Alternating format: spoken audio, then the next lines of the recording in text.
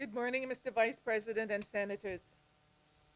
As we prepare for Christmas, I want to remind us that the message of this season is that even when human beings wander off from God, God never forgets his creation. But God chose to enter into our world on that first Christmas. Isaiah 6 and 9 states, "For unto us a child is born, unto us a son is given, and the government shall be upon his shoulders, and his name shall be Wonderful Counselor, Mighty God, Everlasting Father, Prince of Peace." 800 years before the birth of Christ, Isaiah prophesied to a society that was discouraged and faced a Assyrian invasion in the near future. His prophecy gave hope that God had not forgotten them, no matter how dark or challenging the world had become or appeared to them. And as leaders, you are in a position where persons depend upon you to bring hope, to advocate on their behalf, and at times to bail them out. But the reality is that sometimes expectations are impossible, and you must learn to depend upon the Christmas baby, Jesus, to help you to navigate as you move forward in your God-given assignment. And also, at times, you need to encourage others as well, that they too must rely on him and not you. Christmas reminds us that God brings hope and encourages us that even when things appear difficult and there's no instant gratification, that we have a God who in the fullness of time works all things out. Jesus' coming reminds us that he came to bring the true peace and the only peace that is found in him, but we must also do our part to be peacemakers. Jesus' coming brought joy. For centuries, the persons looked forward for the Messiah coming, something that had long been anticipated. And the shepherds, lowly shepherds in the field, were the first to have the joyful download of angelic choir. But you too must ask yourselves, how does this season impact me on a level? As you embrace Jesus, the light of the world, or am I just following rituals and expectations? What do I need to dispel from my life and space so that I can be a light carrier of the Christmas message? John 1 and 5 says, "The light shines in darkness, and the darkness could not overcome it." And so, Senators, as you journey to Christmas and beyond, one, remember that you are called to be followers of the light, Jesus Christ. Make sure to be a leader whose light shines brightly this Christmas and beyond. Never forget the real reason for the season, and don't get distracted. Number three, do your part to be a real blessing to a family or a person to make their Christmas bright. And I challenge you to do one anonymously. Number four, invest quality time with your family. Don't sacrifice them for ambition. Number five, continue your pilgrimage, 5 minutes a day, to speak and to listen to God. Christmas is about a God who entered into our world as the greatest gift ever given. And many times we struggle with, what gift should I give to others? Have you ever paused to think, what gift can you give to God for all that he's given to you? I close with these lines by Christina Rossetti. What can I give him, poor as I am? If I were a shepherd, I would bring a lamb. If I were a wise man, I would do my part. Yet, what can I give him? Give him my heart. Let us pray. Dear Heavenly Father, the greatest gift giver of all time, we come to you in this holy season giving thanks that you never abandoned your creation. Even when we strayed, you continue to seek after us and to draw us into fellowship with you. Today, may the light of your Son permeate the hearts of all senators and all persons everywhere. May we be persons of hope, peace, filled with heavenly joy, and be purpose-driven. May each leader use their position for the good of all. And we pray, O God, that you will protect each senator and their families throughout this Christmas break. And may they do all that they can to honor you in all their ways and in all their undertakings. We pray all these things in Jesus' name. Please join me in the prayer of our Lord. Our Father, Hallowed be thy name. thy kingdom come, thy will be done on earth as it is in heaven. Give us this day our daily bread, and forgive us our trespasses, as we forgive those who trespass against us. And lead us not into temptation, but deliver us from evil. For thine is the kingdom, the power, and the glory, forever and ever. Amen.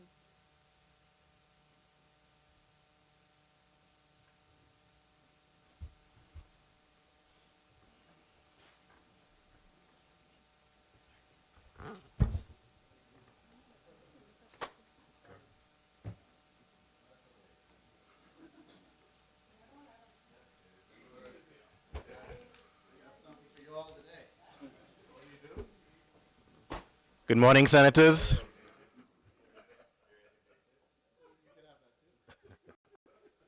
Welcome to the Senate session of 11th December 2025. Adoption of the minutes.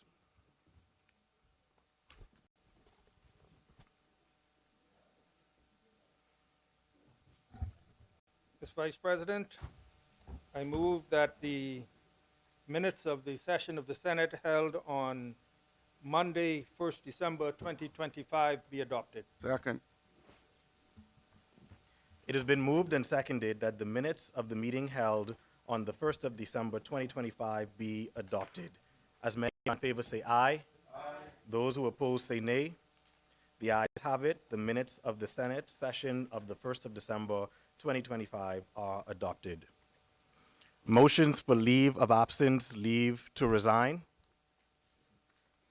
Swearing in of new senators.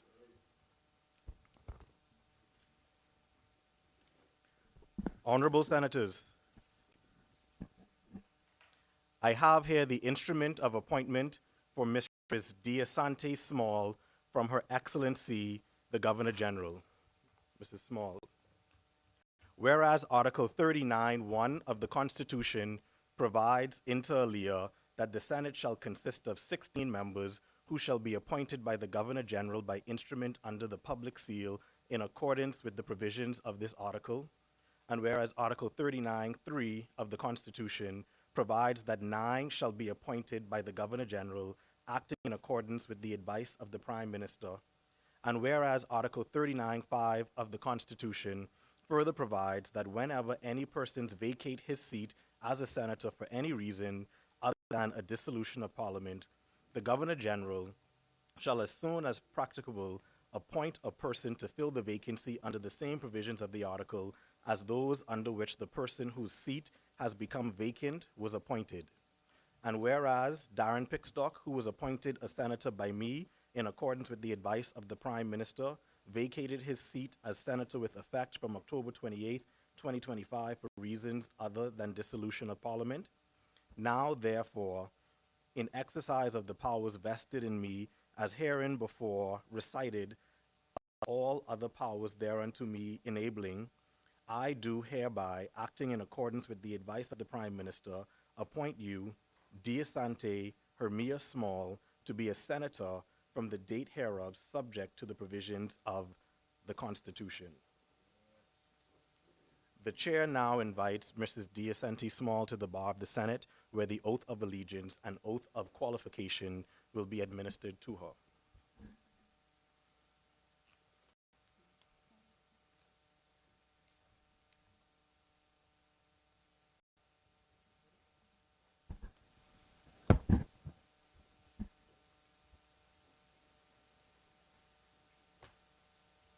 I, D'Asante Hermia Small, do swear that I have no knowledge of any cause or impediment why I am not capable of sitting and voting as a member of the Senate of the Commonwealth of the Bahamas, according to the tenor and true meaning of the Constitution or any enactment amending the same. So help me God.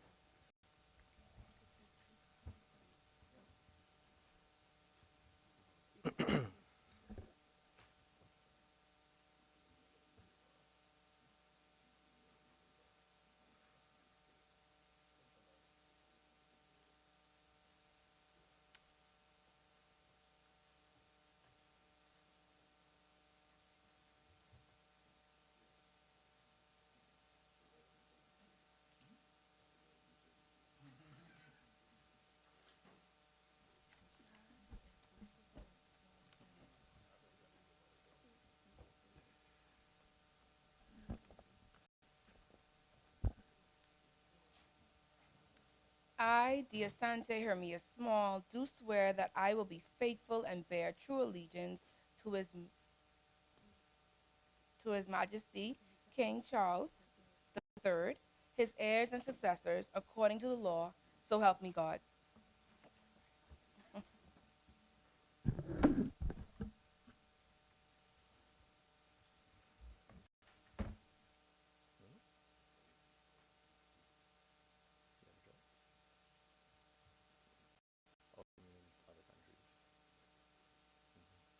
I invite Senator Deasante Small to take her seat.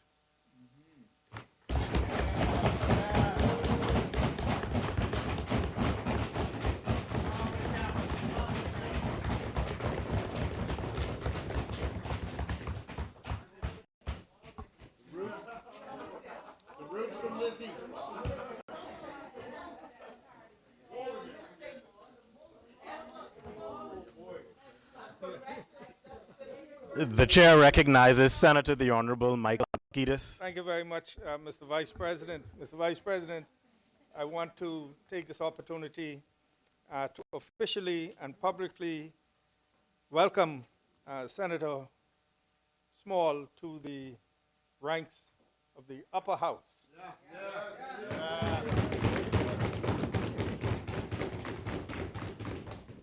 And we congratulate you on your appointment, and we know that you will acquit yourself well in debate and in the other activities of the upper house. You have come up through the farm system of the Progressive Liberal Party, so to speak, from young liberals to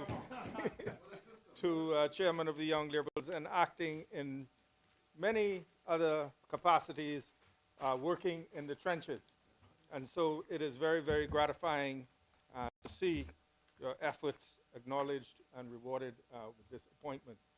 We look forward to working with you. They say that in the upper Senate, in the upper house, our debate tends to be more considered and less rambunctious than in that other place.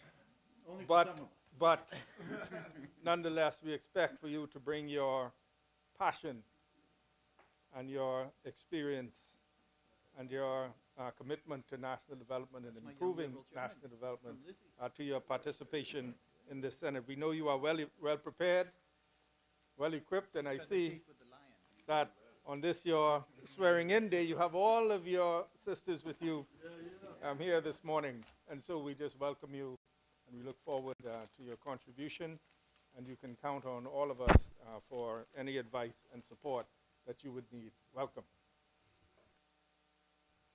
The chair recognizes Senator the Honorable Maxine Seymour. Thank you, Mr. Vice President. I, too, would like to welcome our newest senator, Senator Small. And yes, now there are 6 of us. And so that takes us up to about 37.5%. We're still quite not there in terms of gender parity, but we are making strides. I'm very happy to have you here among us, among the ranks. I just feel as if there are so many similarities. Of course, we're from the same field in terms of our profession.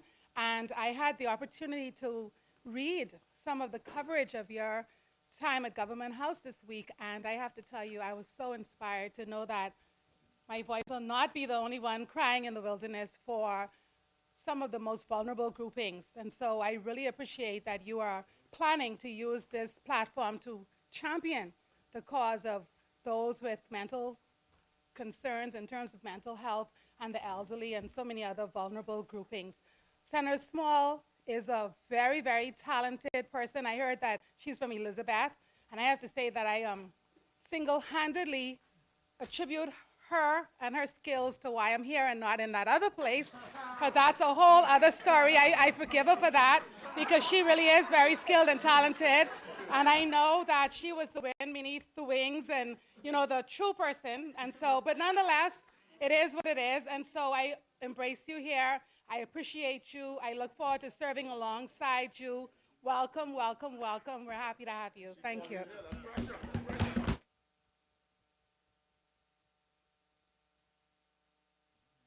Thank you, Senators. I invite one of the clerks to present Senator Small with her instrument of appointment.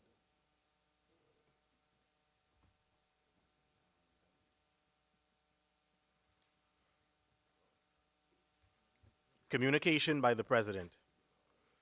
Honorable Senators, before we proceed with the business of the day, I make this communication to extend a warm and heartfelt welcome to our newest colleague in this upper chamber, Senator Asante Small, who just moments ago took the oath of office. Senator Small is a transformative Bahamian leader whose work has spanned public service, communications, entrepreneurship, and community development. She's a proud alumna of St. John's College High School and the University of Tampa, where she earned her Bachelor of Science in International Business and Marketing. In her current role as Deputy Director of Communications at the Public Hospitals Authority, she has led national healthcare communication and public engagement initiatives at some of the most critical moments in our country's modern history. Her leadership portfolio also includes serving as Creative Director of the 50th National Independence Celebrations and Delegate to the United Nations Commission on the Status of Women, Chairman of the Progressive Young Liberals, and a board member of both the National Training Agency and the National Apprenticeship Program. She is also a 2025 Bahamas 40 Under 40 awardee. Honorable Senators, I have had the privilege of knowing Senator Small for many years. We grew up in public life, so to speak, having both served as young people as chairman of the Progressive Young Liberals. I have seen firsthand her passion for civic engagement, her steady commitment to national development, and her belief in the promise and potential of the Bahamian people. I am confident that she will be an exceptional addition to this upper house, and I wish her every success as she takes on this solemn and important responsibility. Her appointment today also reflects something larger, the continued history-making commitment of this government to elevating young women to the Senate, strengthening the breadth of voices, perspectives, and lived experiences represented here. Senator Small joins a growing cohort of young women leaders shaping national policy at the highest level, and we celebrate the significance of that moment for our democracy.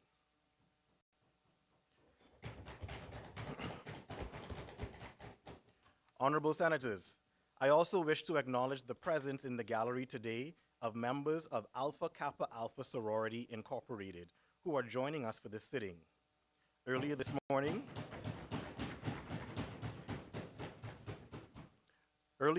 I had the pleasure of speaking with Mistress Alana Mader, who shared with me more about the impactful work undertaken by their sisterhood in communities across the country.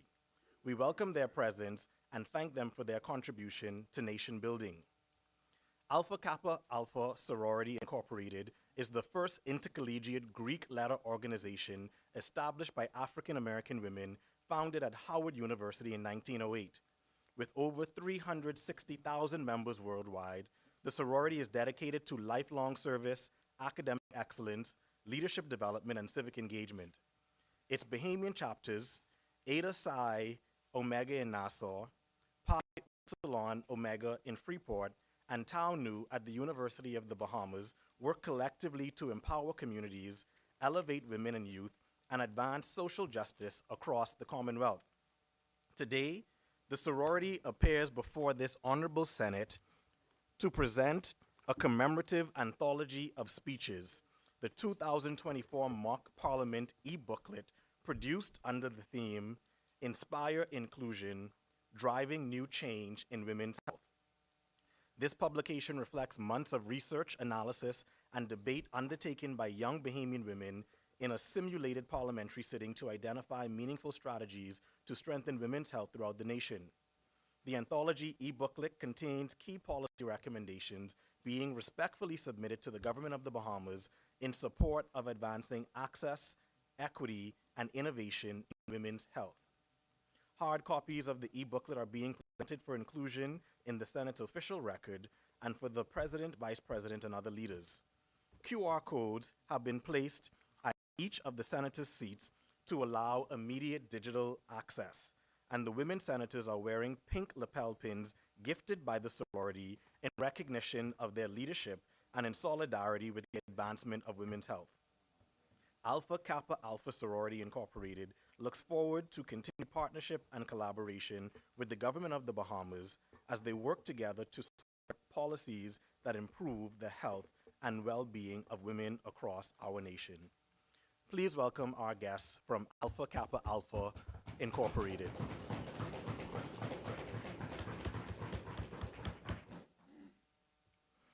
And I table for the Senate their e-booklet.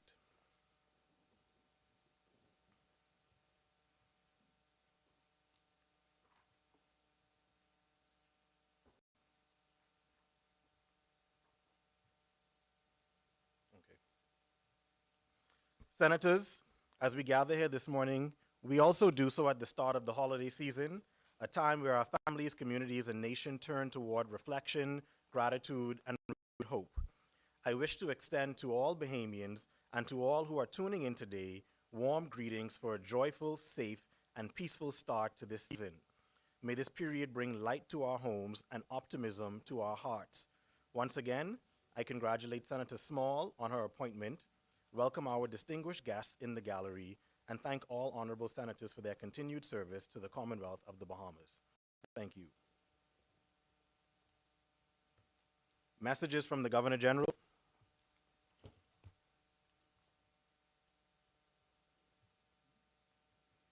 Messages from the House of Assembly.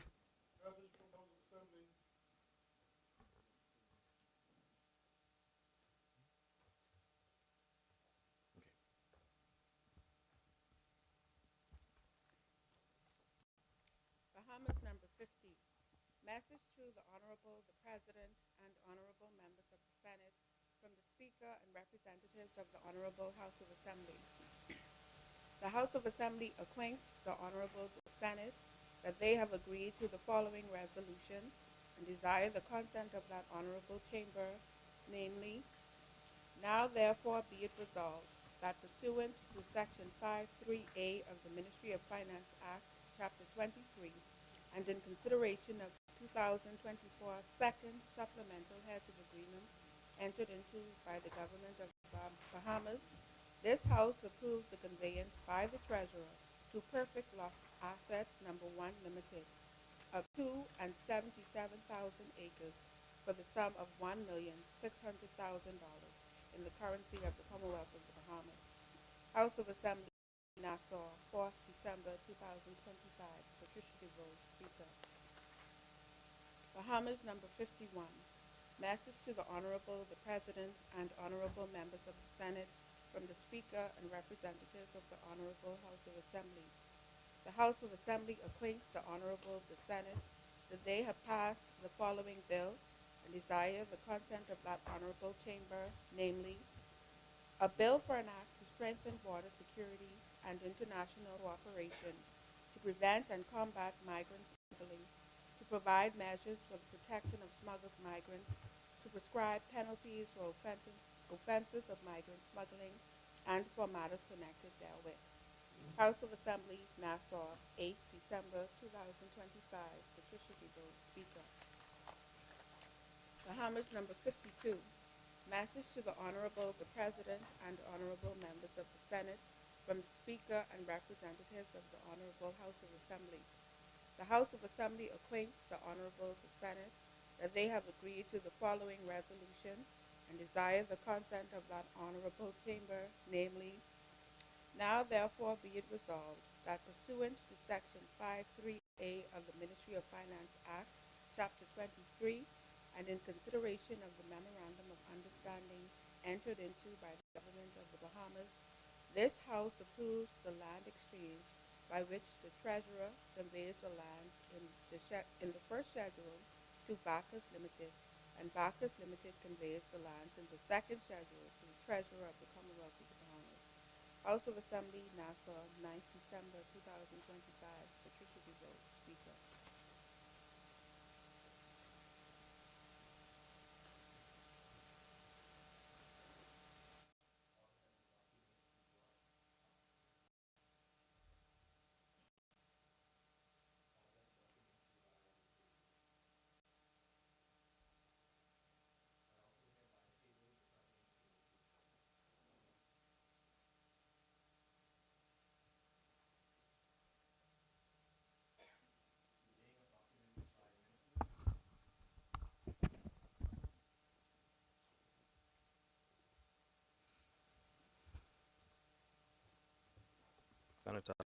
Thank you, Mr. Vice President.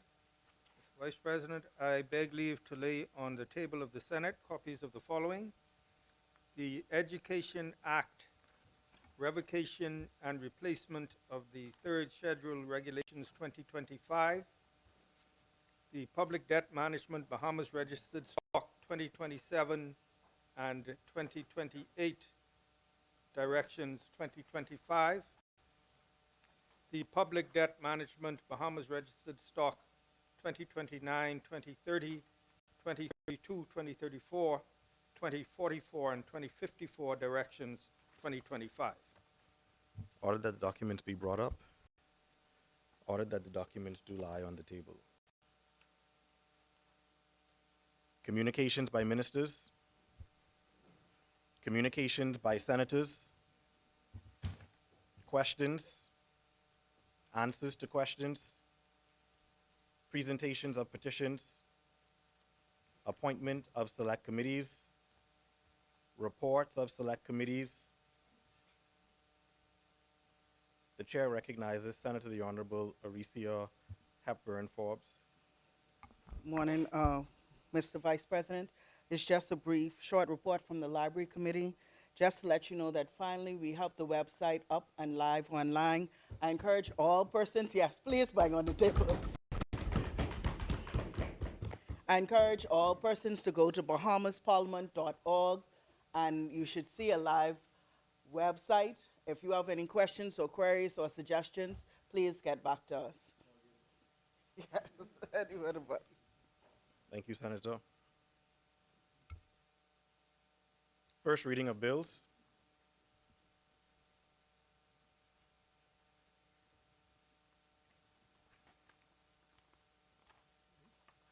The chair recognizes Senator the Honorable Michael Alcides. Thank you very much, Mr. Vice President. I beg leave to introduce and have read for first time a bill for an act to establish the Climate Change and Environmental Advisory Unit to give effect in part to the Paris Agreement, including interagency coordination of climate matters, particularly climate finance, climate adaptation, loss and damage, carbon markets, action for climate empowerment, the advancement of climate policies, reports, and plans, and for connected purposes. Thank you.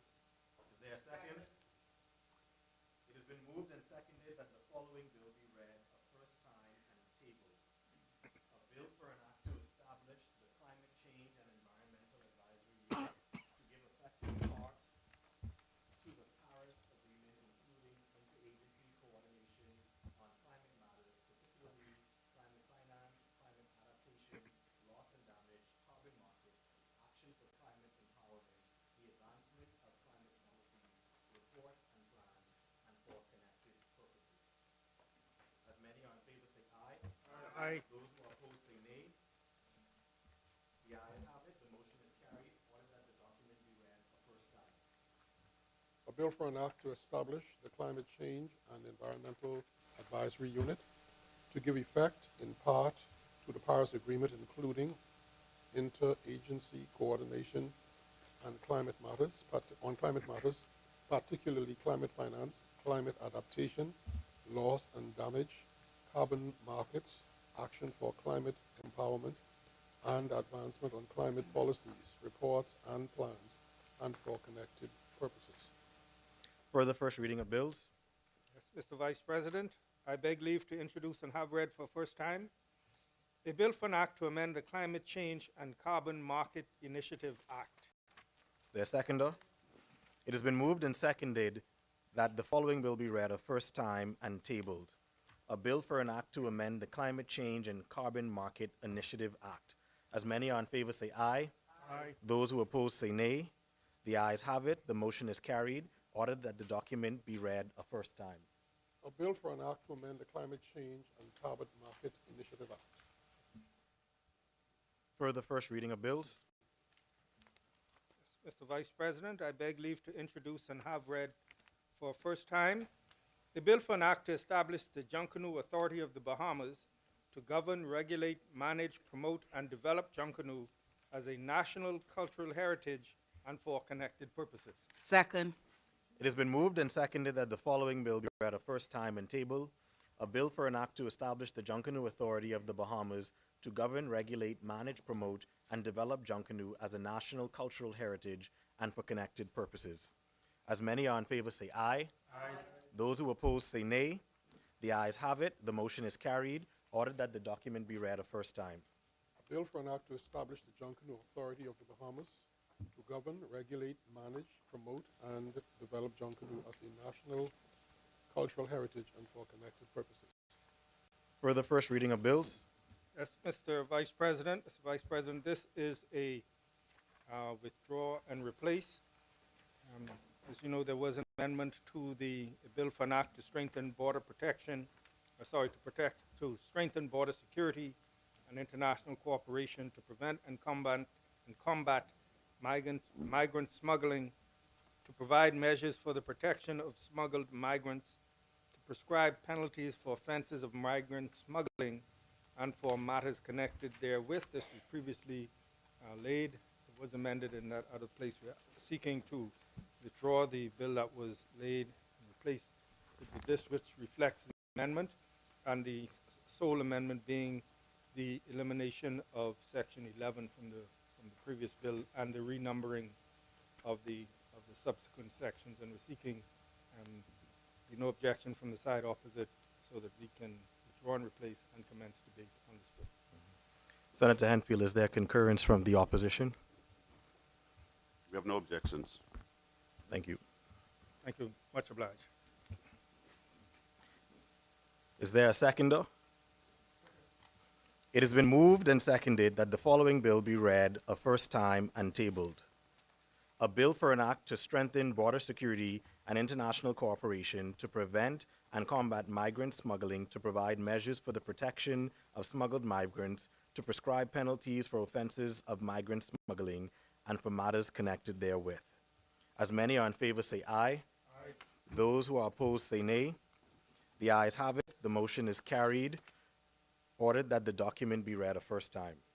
A bill for an act to strengthen border security and international cooperation to prevent and combat migrant smuggling, to provide measures for the protection of smuggled migrants, to prescribe penalties for offenses of migrant smuggling and for matters connected therewith. For the first reading of bills, There are none at this time, Mr. Vice President. second reading and committal of bills. The chair recognizes Senator the Honorable Ryan Pinder. Thank you, Mr. Vice President. Before I commence the debate on the smuggling of migrants bill, I want to bring personal congratulations and welcome Senator the Honorable Diasante Benabi, as I know her. Put some respect on her name. As I know her, and I don't just know of Diasante, Senator Benabi Small. Back when I was a young Turk, in my early years of politics, when I represented the great constituency of Elizabeth, I had what was clearly an ambitious,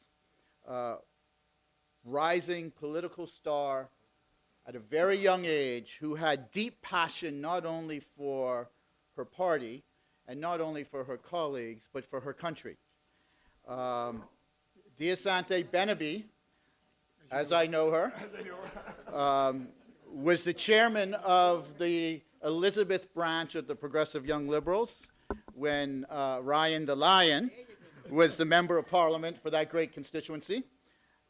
Doing great things, and I must say, watching her grow and develop into a young woman, and the successes she's had, and having her here as my parliamentary colleague today brings great joy to me, makes me very proud, and I know all of those young Turks in Elizabeth who she grew up with and led and mentored and campaigned and walked the streets and supported me and then later candidates, but I claim her first, are very proud to see one of them elevate to this honorable position. I want to congratulate Diasante Benabi, as I know her.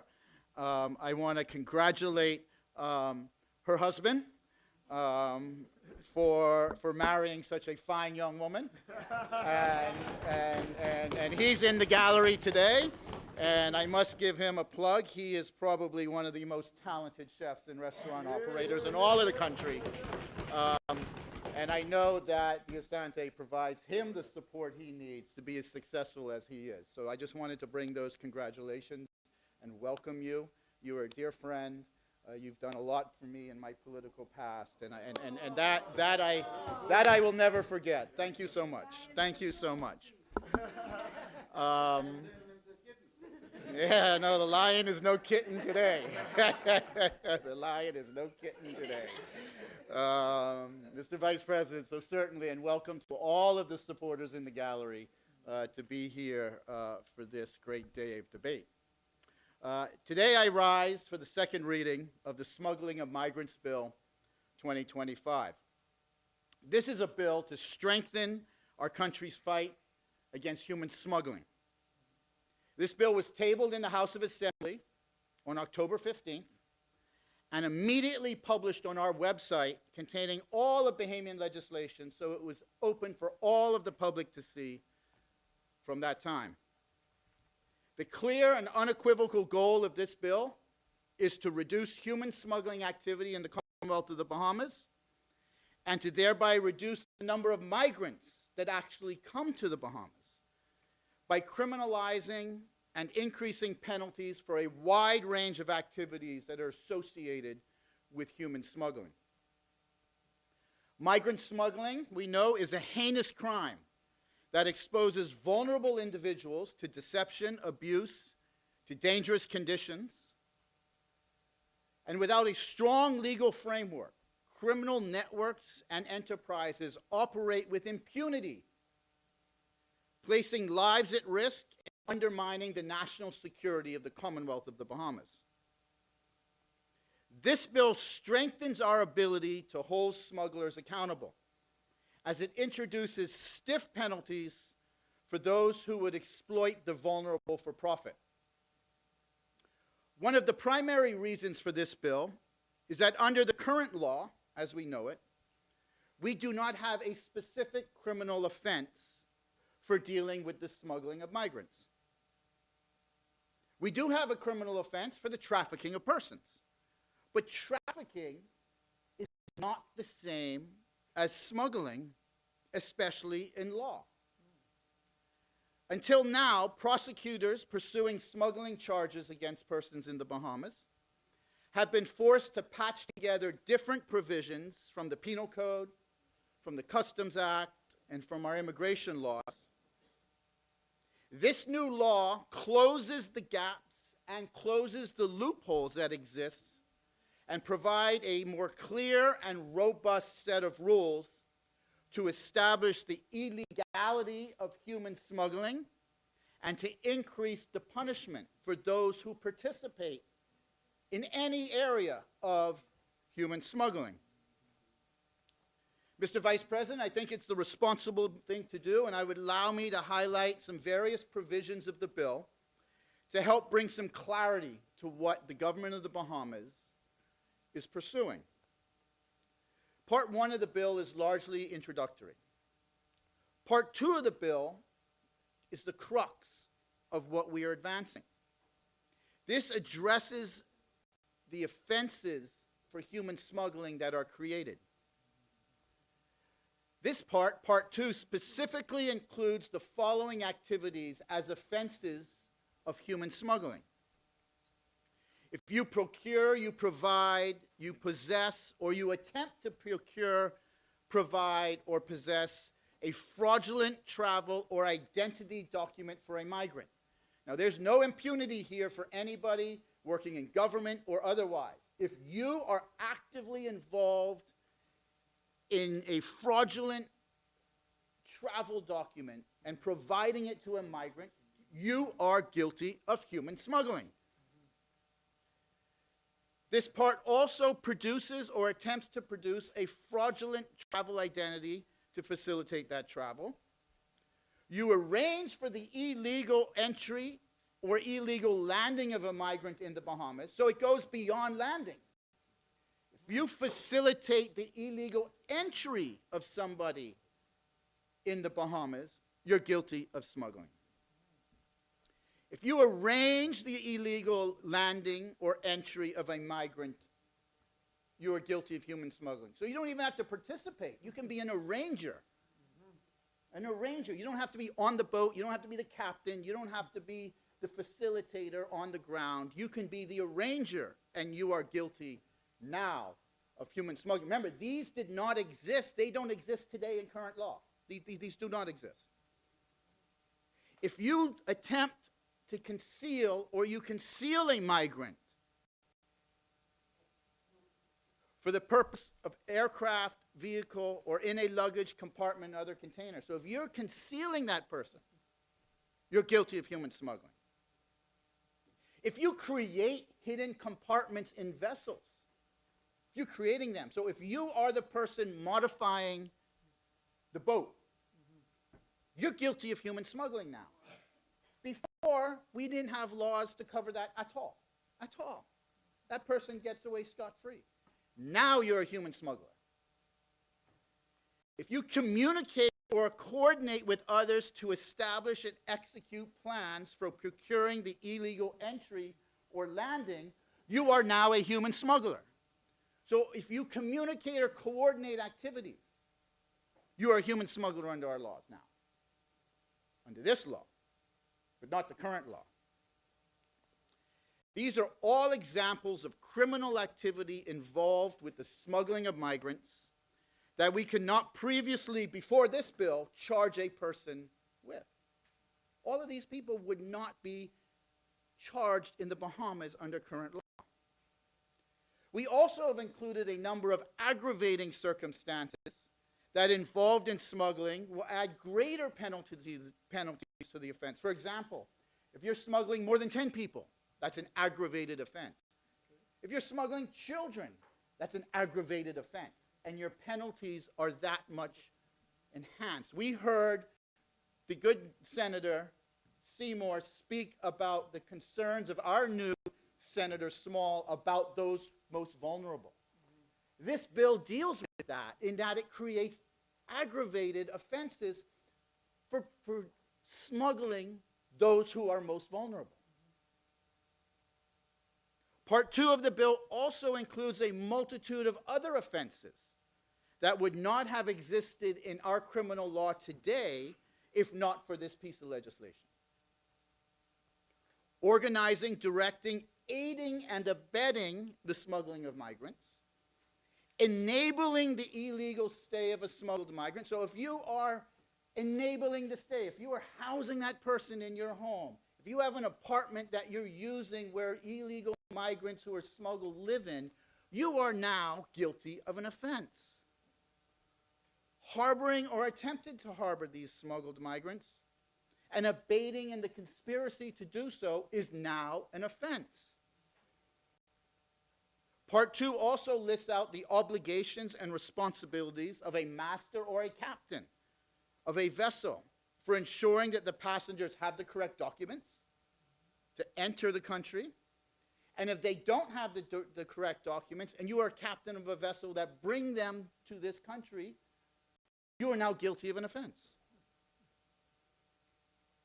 It is clear that without the smuggling of migrants bill, our enforcement agencies and our prosecutors will be operating without the necessary tools that they need in the fight against smuggling of illegal migrants into the Bahamas and also out of the Bahamas.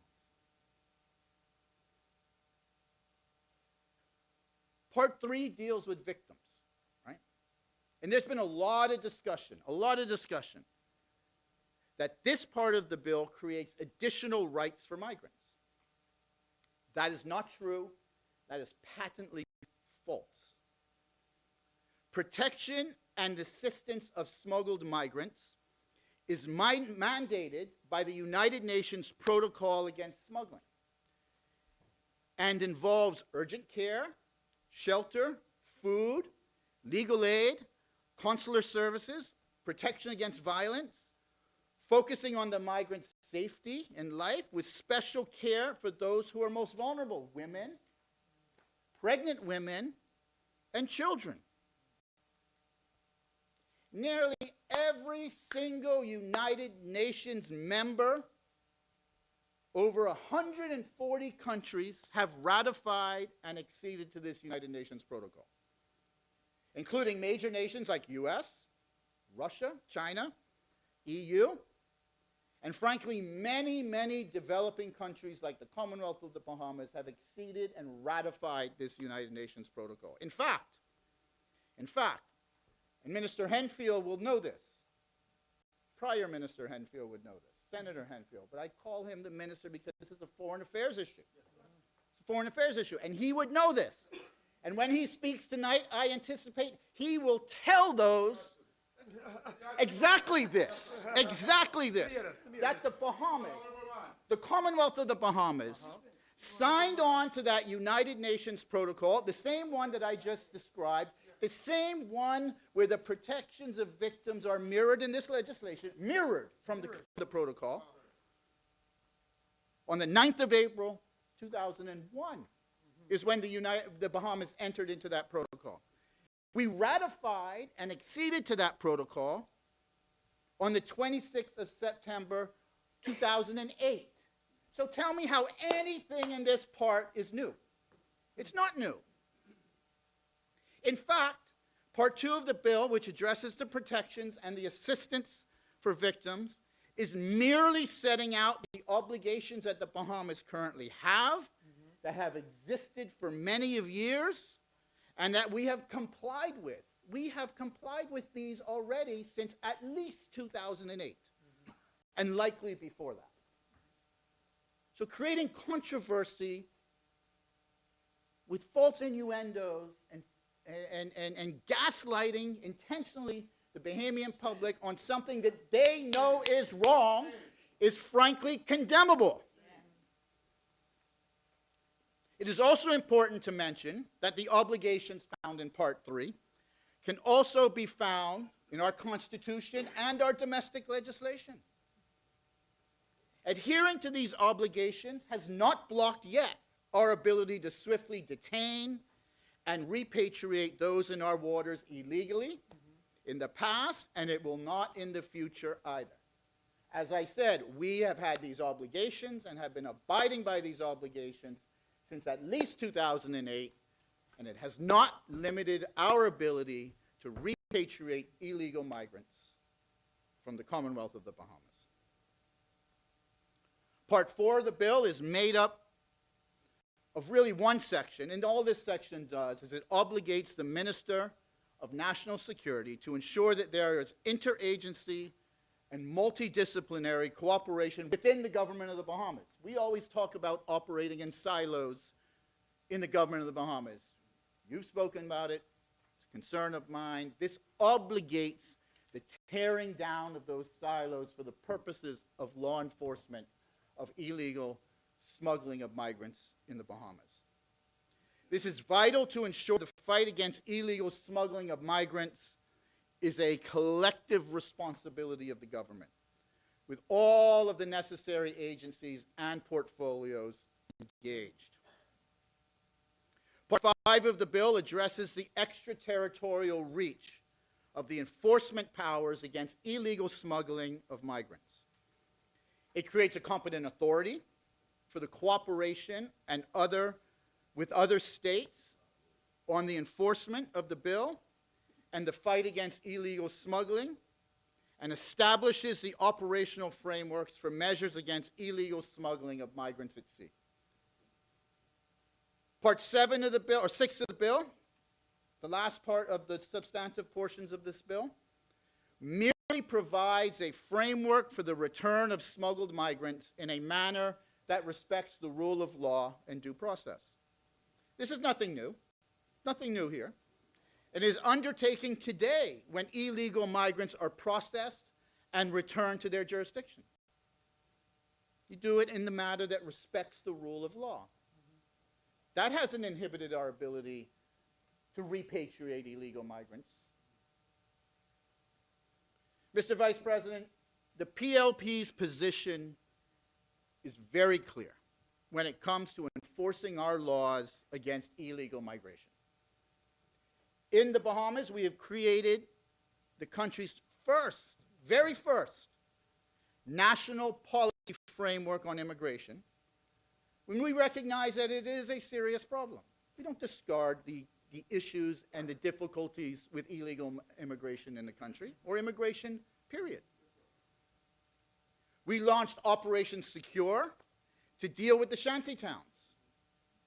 Real action after decades of paralysis. Paralysis from the former F&M government. Under Operation Secure, real survey teams went out. Point of order. The chair recognizes Senator the Honorable Darren Henfield. The member, the Attorney General is clearly misleading the Bahamian public when he asserts that the former administration was somehow paralyzed. And he knows quite well, because he moved in the courts to lift the injunction that was placed upon the last administration to prevent it from demolishing irregular communities in the Bahamas. So he's misleading the public, and he should withdraw that. Mr. Vice President, I have no intention on withdrawing anything, and let me tell you why. Let me tell you why. The former F&M administration, with respect to the shantytown demolitions, undertook the activity in an illegal and unlawful manner, which is the basis of why the injunction was put on them. And then they never went about to cure their unjust and illegal activities to ensure that they can lift the injunction. See, we take a different approach, Mr. Vice President. I'm sorry, we do. The fact of the matter is, Listen, we understood the law. listen. We undertook the activities in compliance with the law. Otherwise, we would have been enjoined ourselves, Mr. Vice President. That's the facts. You're a lawyer. You know that. So we underwent a lawful process in how to achieve this. Okay, one moment, Senator Pindler, take your seat. My respond. concern, What's the Mr. point of Vice, order? my concern, Mr. Vice. I'm allowing him to respond to you- your you- explanation. This isn't a It's not a debate. I want to hear him. This place is run by rules. This place is run by rules. This is run by rules. And when you say something that I disagree with, I stand up and I tell you. Let's say it. This is not about illegality. This statement is not about illegality or what steps we took. It is about the inference that we did nothing. That is what I take umbrage with. It is wrong. It is disingenuous. And in fact, it is not true. He knows it's a lie. Thank you. The chair will allow Senator Pindler to continue.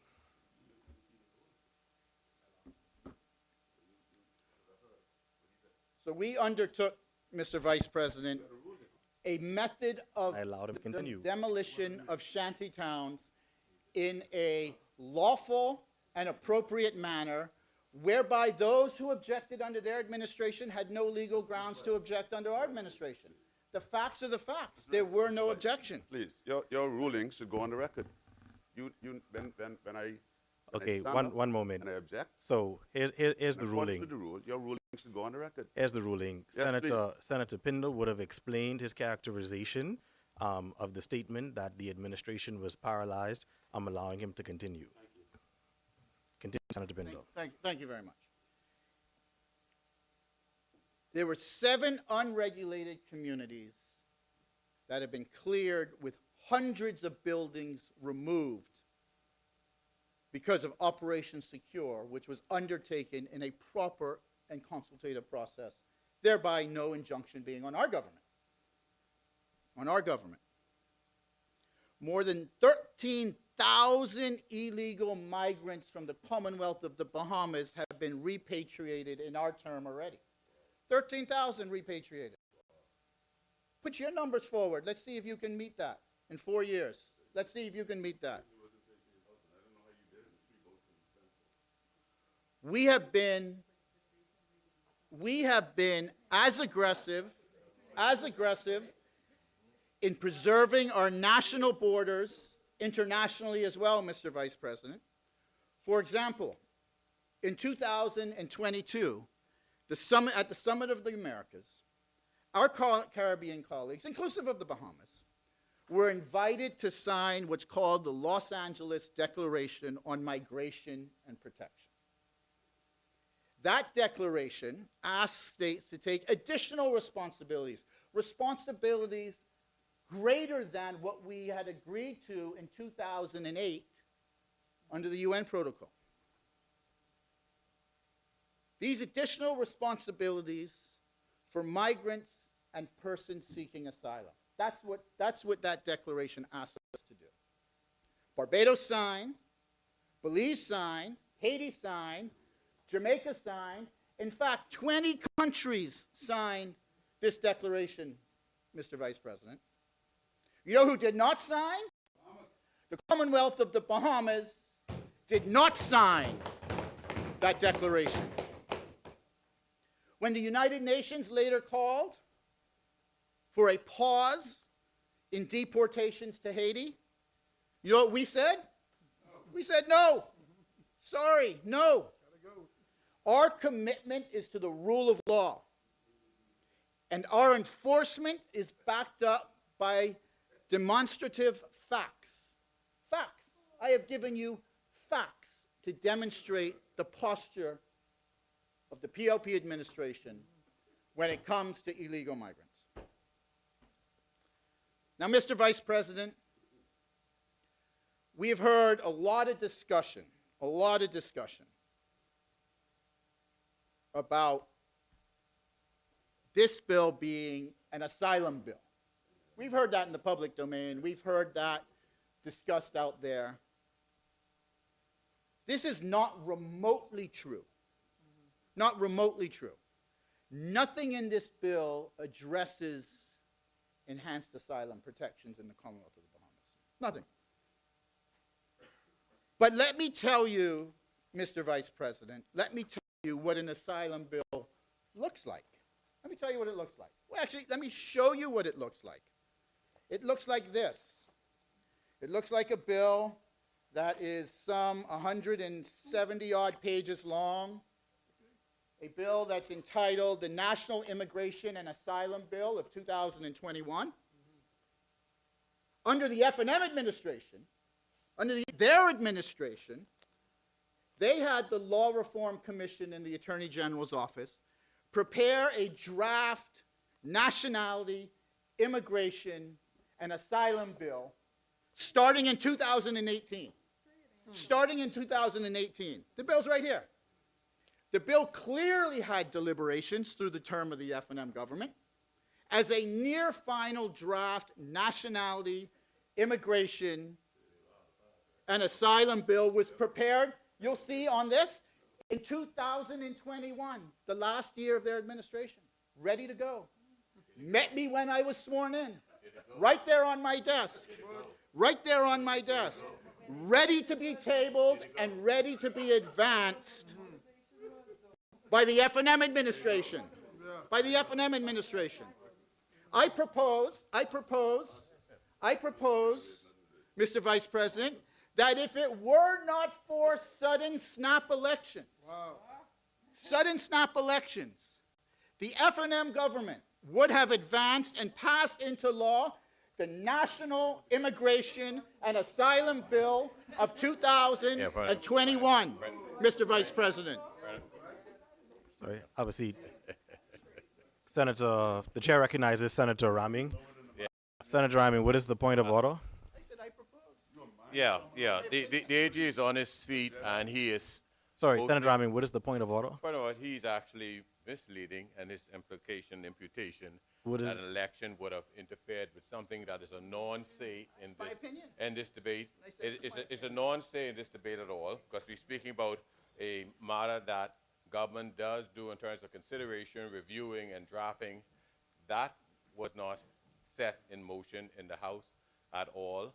Senator and there was Ryming, enough time. is this a point of order, Finally, or are fin- you finally, elucidating on his speech? Anything that even have the spirit of asylum, and if anything that raises A point any in order questions is even just in a this state bill, of the infringement of the then rule. why is it that literally less than 6 months before an election, you pull a whole section out of your bill that you have here right now? Thank you, Senator Ryming. Why was it removed? There's nothing wrong with it. That's not a point of order. Not a Continue, point of order. continue, I Senator would Pinto. invite you to strike that from the record.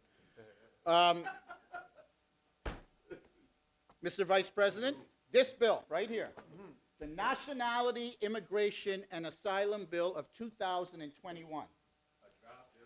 2021 has over 30 sections in this bill, over 30 sections addressing nationality and the transmission of citizenship. Transmission of citizenship. And over 20 sections addressing a framework for asylum in the Commonwealth of the Bahamas. That's the F&M government. That's the F&M government. That's the F&M government. And let me go on, right? You can't take my things, man. You can't take my things. You'll get a chance. Don't worry. I'm going to table the bill. Table the bill for all and sundry to see. All and sundry to see what the F&M government was up to. Let me read, Mr. Vice President, let me read excerpts from a cabinet conclusion. A cabinet conclusion. Let me read the excerpts of a cabinet conclusion. The cabinet of the F&M administration in 2019, quote, agreed that the draft bill put out for further study and discussion and consultation, including expert review. They agreed that, which is the appropriate thing to do. Given the desire to have the consultation, the Minister of Financial Services, Trade, Industry, and Immigration, in consultation with the Attorney General and Minister of Legal Affairs, are to revert with a final version of the bill within 90 days. Within 90 days. This is the final version of the bill that the F&M government committed in cabinet to finalize and to advance and to make this the law of the land, Mr. Vice President. That's the bill. This is not innuendo. This is not innuendo. This is factual. This is factual. Point of order. Mr. Point of order. What is, The point of so, order hold is, on, one again, moment. the Attorney General is Senator Ryming, I misleading. haven't recognized you. One moment. In recognizing you, Senator Ryming, a point of order is a statement of the infringement of the rules. Please stand and state your point of Point order. of order, again, the AG is again misleading because How is he misleading?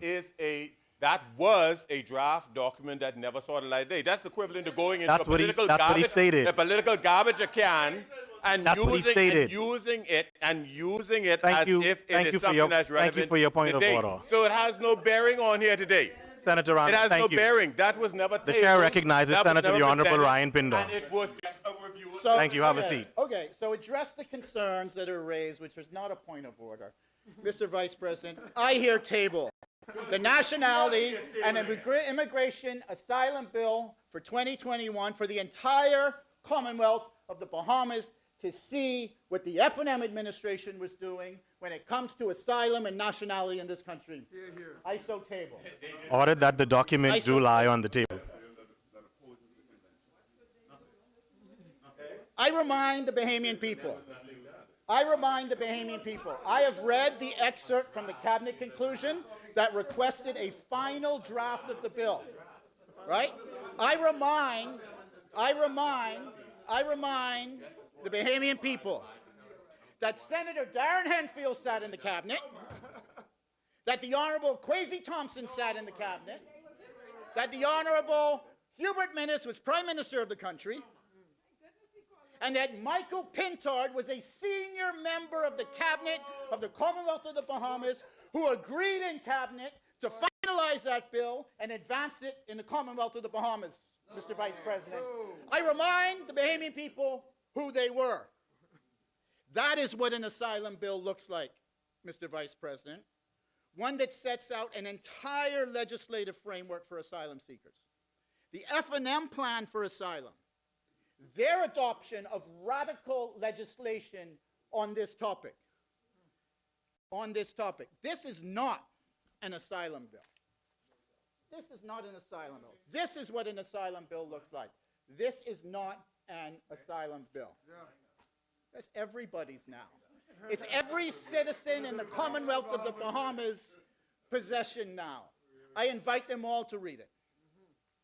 From 2018, the F&M administration was advancing this in a disciplined and concerted effort. In a disciplined and concerted effort. They not only endorsed a comprehensive position on asylum to migrants in the Bahamas, but they prepared the legislation to advance it. To now take the position that they do not today support this bill because of those concerns is hypocritical for them. This F&M opposition, led by the Honorable Michael Pintard, has no moral stance, no policy commitment, and frankly, they are not ready to govern. The F&M cannot be trusted, especially when it comes to these types of things, and I would expect that they would be prepared to address the sections of their asylum bill when they speak tonight and otherwise. Explain that to the Bahamian people. Explain that to the general public. We see the leader of the opposition has pledged to repeal our piece of legislation, this smuggling and migrants bill. I see that they have pledged to repeal it. Well, the Bahamian people should be aware and beware. If he repeals, we don't think he'll ever get the chance to, but if he does repeal the smuggling of migrants bill, he will likely replace it with their very own nationality, immigration, and asylum bill that they have ready to go already, endorsed by their cabinet when they sat behind in that place, honorable place, with all of them being senior cabinet ministers. Senior cabinet ministers. I know one thing, though. I know one thing. Consistent with the established position on asylum, the PLP government rejected that bill outright. Rejected it. Refused it and said we would not advance it. Have you ever seen that come before us in 4 years? Have you ever seen it even be alluded to that we would be bringing that bill? No. Okay. Okay. Mr. Vice President, as I said, this bill was tabled and put online for all to see. We took the public comments seriously. We amended the bill in response. The ringleaders of shouting and carrying on, the purveyors of politics, are enjoying the attention they get and seem to have reasons for their own performances out there. While we are deepening cooperation with the United States, including the Trump administration, to disrupt smuggling routes that pass through our islands into their country, those who are making the noise out there are just making things up. They're just making things up. Let's debate what's in the bill, not what was in their imaginations. Political desperation, Mr. Vice President, is no excuse for just plainly making things up. I would prefer that we show our country has leaders, leaders mature enough to reach consensus on something as basic as not wanting the Bahamas to be used as a backdoor into the United States or as a starting point for those seeking to bypass lawful channels of migration. The politicians creating the circus on this issue have so little respect for Bahamians that they are arguing that a bill that closes enforcement gaps when fighting transnational criminal networks is somehow not in our national interest. Somehow not in our national interest. Our politics needs to be more about substance and doing the proper thing with rational debate on the issues rather than gaslighting the Bahamian public with falsehoods and innuendos. Mr. Vice President, we really must do better in our political season. We must do better. We must speak to facts. We must speak to policy, and we must stop intentionally gaslighting Bahamian people around us. That is my new favorite word, because you're the definition of it. You're the definition of it. You're the definition of it.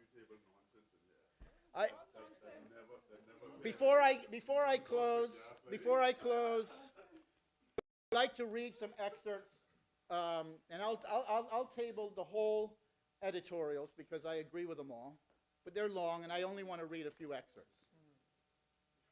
This is from the Guardian editorial of December 4th, and we all know that the editor of the Guardian does not hold any water for this PLP administration. We know that, and that's fine. That's her right. That's her right. That's her right. This says, and I quote, "The Smuggling of Migrants Bill 2025 appears to have already generated far more controversy than it deserves. Much of it is loud, uninformed drivel. As is usually the case, when people are seeking attention without merit, most of what has been put in the public square has very little to do with the actual bill itself." I'm not the only one calling for responsible debate, Mr. Vice President. In a Bahamas, where public discourse can veer quickly into fear, suspicion, and political posturing, and having read the bill in its entirety, we must point out that most of the protections and services outlined in this bill are already required under existing Bahamian law and international agreements. Nothing in the text represents a radical departure from what the Bahamas is already obliged to do. Much of it formalizes what responsible nations have long practiced. The bill criminalizes smugglers, strengthens border enforcement, defines the rights of smuggled persons consistent with humanitarian norms, and provides clear rules for cooperation between agencies and states.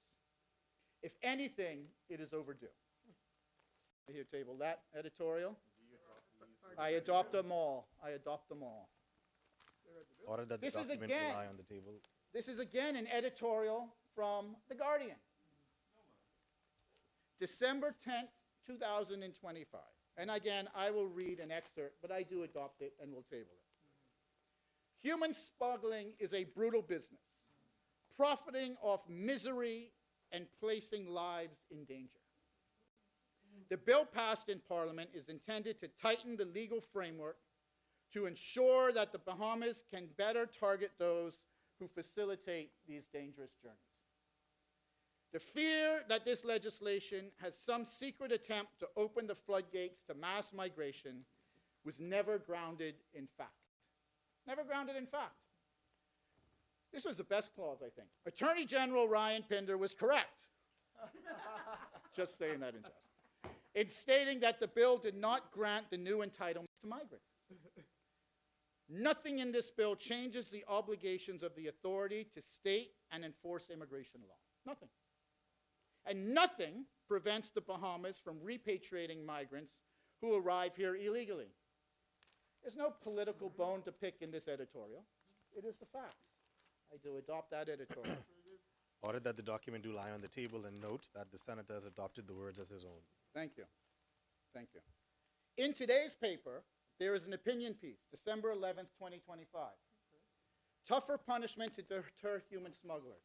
The Prime Minister of the Commonwealth of the Bahamas has written an opinion piece to the Bahamian people in today's Guardian, in the opinion section.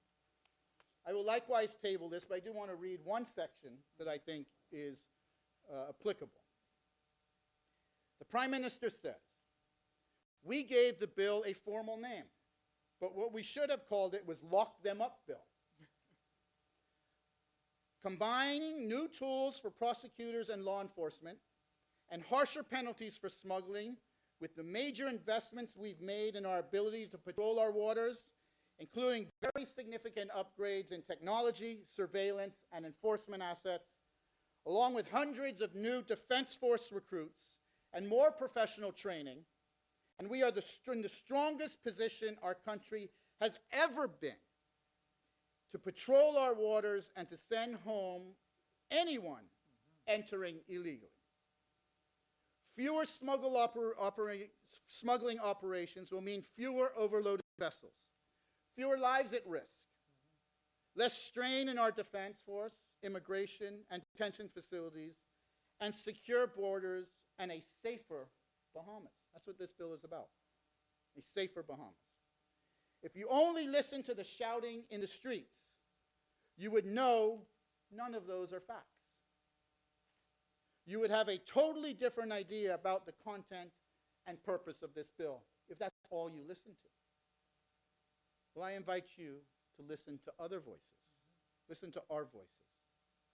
Mr. Vice President, I table this opinion piece. The document do lie on the table. Do you adopt these words as your I own? do. And note that the senator has adopted these words as his own. I thank you, Mr. Vice President. As I conclude, the bill we tabled did not give migrants any new right to enter the Bahamas, no new rights to remain in the Bahamas, or to receive any legal status in the Bahamas. It did not take away any power that we have under the Immigration Act to arrest, detain, charge, or remove people who are here in breach of our laws. The purpose of the bill is not to change who is allowed to stay. Its purpose is to give sharper tools to go after criminal smugglers who profit from exploiting desperate people and who add to the number of people in our country without a legal right to be here. Under the law, if you procure false documents for migrants, if you assist with their entry in the country, if you help them pass through our country, if your boat or plane is used to transport them, if you hide them, if you help them stay here, if you facilitate or benefit from human smuggling in any way whatsoever, you will be more likely to face prosecution and more likely to suffer significant harsher consequences with this piece of legislation. Every individual who seeks to profit from human suffering and smuggling while endangering our country and our people should know that the odds that engaging in the smuggling business will ruin their lives are about to increase dramatically. This bill improves our capacity to partner with the Trump administration and the United States and other regional partners, including new ways to share information quickly about smugglers and suspicious boats, clear legal authority for our officers to work with partners at sea, including foreign flagged boats, guidance for how our defense force and our police, our enforcement agencies, can safely stop, check, and even take control of the boats when smuggling is suspected, even outside our waters, has extraterritorial effect. We know smugglers work across borders. So in law enforcement must also work across borders. The new law, this law, makes it easier to team up, makes it easier to share evidence and run joint operations with our patrols or our partners to stop illegal smuggling. Mr. Vice President, the bill provides stronger tools for law enforcement and harsher punishments for crime and criminals. That's what it does. If you want fewer people in our country illegally, you will support this bill. I challenge the opposition to support this bill. Mr. Vice President, I move for the second reading of the Smuggling of Migrants Bill 2025. Thank you.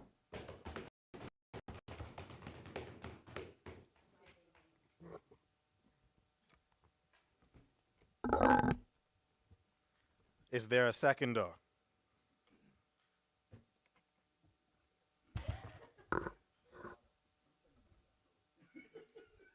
The chair recognizes Senator the Honorable Diasante Hermia Benabi Small.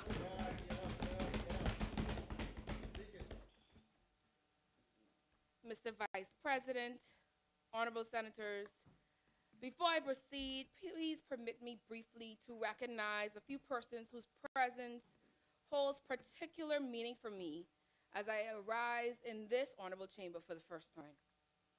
To my husband, Corey, who is here with me today, thank you for your steady support, your prayers, and your partnership in every season. I love you and I'm grateful for you.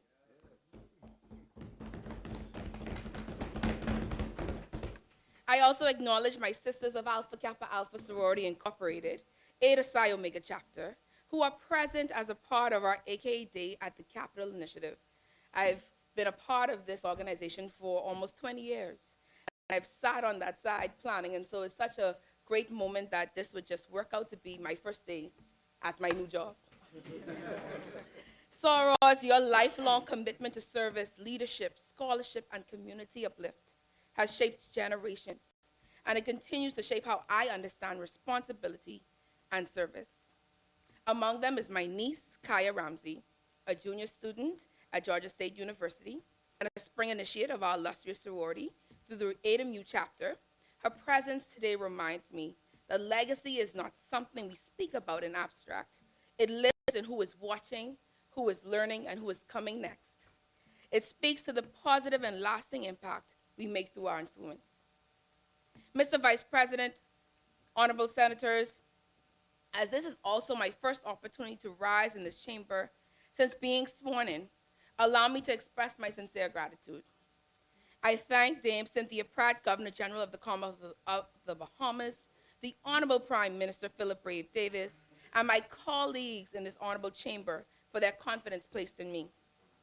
I received this appointment with humility, with calm resolve, and with a deep sense of duty to the Bahamian people. Gratitude defines this moment. Service must define everything that follows. Mr. Vice President, this Senate is filled with individuals of immense knowledge, legal minds, policy architects, and experts in governance. I honor that deeply. I also understand my assignment in this chamber. It is a particular one.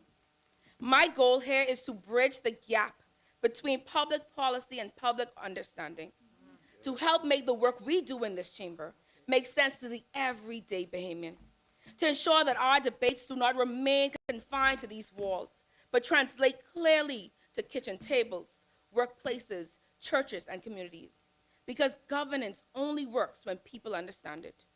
Too often, public conversation around sensitive issues, especially immigration, becomes clouded by fear, misinformation, and half-truths. And sometimes that confusion is not by accident. It is fed, it is repeated, and is shared for political gain. I see my role as helping to create clarity, grounding complex policy in real-life impact and honest discussion. That is the posture from which I approach this bill before us today. Mr. Vice President, I rise to second the Smuggling of Migrants Bill 2025, and I do so with clarity, conviction, and care. Yes. Much has already been shared about the legal framework and technical provisions of this bill. Rather than repeat those points, I wish to center my contribution around one foundational question. What does this bill truly mean for the Bahamas and for Bahamians? Mr. Vice President, before we discuss policy, we must acknowledge the people. Many Bahamians are worried. They are worried about the pressure on our schools and hospitals. They are worried about jobs and wages. They are worried about safety and their identity, culture, and our sovereignty. And yes, there is fear. Fear that the system is being strained. Fear that we things are at risk. Fear that decisions are being made without regard for everyday Bahamians. These feelings are real, Mr. Vice President. Dismissing them would be irresponsible. But fear cannot be where policy stops. Fear must be where we meet them with facts. Concern must be met with clarity.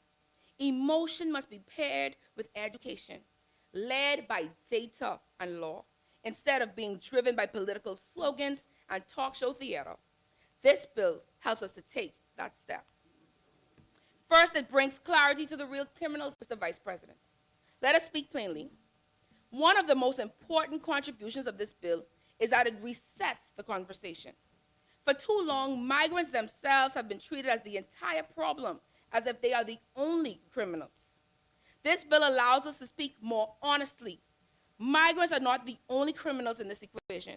In many cases, they are individuals exploited by organized, profit-driven networks. This legislation allows us to move beyond focusing only on the person who arrives illegally and instead confronts the source of the issue. The recruiters who make false promises, the financiers who fund illegal journeys, the forgers who create fraudulent documents, the coordinators who place human beings in unsafe vessels. This is a shift from reaction to strategy, from punishing desperation to dismantling exploitation. That clarity matters, Mr. Vice President, because policy rooted in truth builds trust. Second, this bill, it strengthens protection of our sovereignty. Mr. Vice President, the Bahamas is a small island nation with vast maritime borders. Protecting those borders is central to our national security, our economic stability, and our cultural identity. For years, those gaps in our legal framework were left unresolved. Tough talk came without modern law, and they talk a lot on that other side. Headlines came without a serious architecture of enforcement. Under the last administration, those problems grew while the tools stayed weak. This bill strengthens sovereignty by modernizing the legal tools available to the state and allowing law enforcement to pursue networks, not just boats. It reinforces, Mr. Vice President, that illegal entry into the Bahamas is unacceptable. Abuse of our borders for criminal profit will not be tolerated. Bahamian sovereignty is non-negotiable. This is about order. This is about safety and respect for the law. It is about a government that does not just talk about control of borders, it actually secures them. Thirdly, this bill means safer communities for Bahamians, Mr. Vice President. Smuggling does not exist in isolation. When organized networks operate, Bahamian communities feel the impact through strained resources, strained services, overcrowded housing, unsafe environments, and human exploitation happens among us. When we demand and dismantle these networks, communities are safer, services are less strained, enforcement becomes smarter and more targeted. This bill moves us from reacting to symptoms to preventing harm at the source. That matters for Bahamians directly. It matters for our country directly. And it matters for long-term stability. Fourthly, Mr. Vice President, this bill supports humane and firm governance. The Bahamas is a nation grounded in faith, compassion, and dignity. This bill recognizes that humanity and security sit side by side. It ensures smuggled migrants, particularly women, children, the elderly, and persons with disabilities are treated as victims of organized crimes, not just criminals. It mandates access to medical care, protection from violence, privacy and translation services. This is moral and principled strength. It says to the world that we protect our borders with seriousness and protect human dignity with equal seriousness. Mr. Vice President, let me address directly some of the noise around this bill. There are voices, including from the opposite side, who would have Bahamians believe that this bill is an attack on migrants in one breath, and in the next breath claim that the government is soft on illegal migration. Mr. Vice President, they can't have it both ways. You cannot fanfare at mass rallies and on talk shows, then come into this chamber and pretend to be shocked when the communities feel anxious. You cannot, well, that part. You cannot spend 5 years in office, face the same realities at our borders, refuse to modernize the legal framework in any serious way, and now act as if decisive action is the problem. Under the Free National Movement, there was talk. Under the Progressive Liberal Party, there is law, there is enforcement, and there is measurable action. So when critics speak today, Bahamians must understand and ask a simple question. Where was this urgency between 2017 and 2021 when the same immigration pressures existed and these tools were never brought to Parliament? This government is doing the work that others postponed. This government is choosing responsibility where others chose convenience. Mr. Vice President, this bill does not exist in a vacuum. Under this administration, Bahamas has taken decisive action, not drafted action, decisive action on immigration and border security, including over 11,000 repatriations facilitated, expansion of the Royal Bahamas Defense Force fleet, deployment of new patrol vessels, enhanced radar and coastal surveillance systems, enlistment of hundreds of new Marines. This bill strengthens and modernizes that work by ensuring our laws keep pace with our enforcement. The message is clear, Mr. Vice President. We will protect our borders. We will protect our people. We will protect the rule of law. This is serious. This is structured and sustained action. Mr. Vice President, smuggling is transnational. This legislation positions the Bahamas as a proactive regional partner, aligned with international protocols and better equipped to cooperate with neighboring states. This bill strengthens our credibility, our diplomacy, and our security partnerships with countries near and far, including those whose shores smugglers try to reach through the Bahamas. We are saying to our partners, we are serious, we are organized, and we are ready to act with you, side by side, against the criminal trade in human lives. Mr. Vice President, as with any serious reform, implementation matters. We must ensure adequate funding for interagency coordination. We must ensure strong intelligence and data sharing systems. We must ensure expanded victim support services, robust regional collaboration, and effective oversight of maritime enforcement. Legislation is the framework. Commitment and resourcing deliver the results. Mr. Vice President, honorable senators, this bill asks us to govern with balance, to acknowledge fear but lead with facts, to protect sovereignty without abandoning humanity, to move beyond reaction and dismantle exploitation at its source. The opposition had their chance and they chose delay. They chose confusion. They chose a draft. This administration chooses action. This bill responds directly to what Bahamians are asking for: stronger borders, clearer laws, safer communities, and policies that simply just make sense. For those reasons, and with a clear conscience and deep commitment to the Bahamian people, I proudly second the Smuggling of Migrants Bill 2025.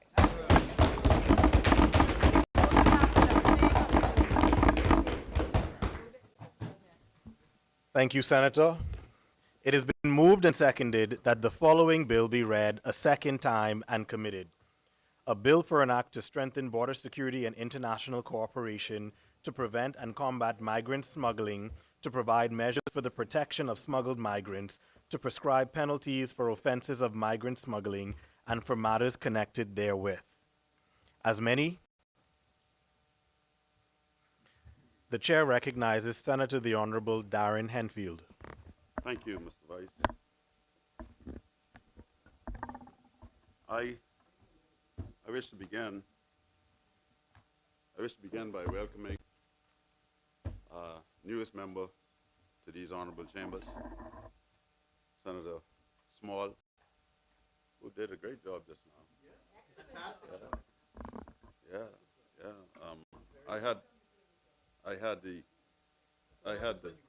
You know, my mommy always said, you know, you can't stand prosperity. You're saying something good and you're still rowing me, right? You rowing me. I had the privilege of watching Senator Small in a debate at UB with my colleague Michael Barnett Ellis and others. And I thought then that you acquitted yourself quite well. And I'm sure you're going to contribute to these halls better than some of your seniors, as I've seen already today. You are off to a good start, and welcome. We are colleagues in here. We sit on opposite sides, but that does not negate our collegiality and the way that we approach things. some of these senators here are my very good friends. I like to talk to Halkidas about fishing. He and I love fishing. Minister Pinder loves fishing as well. He doesn't get to go as often as we should. But you know, we have a lot of things in common as island boys, and that spirit is alive and well in here.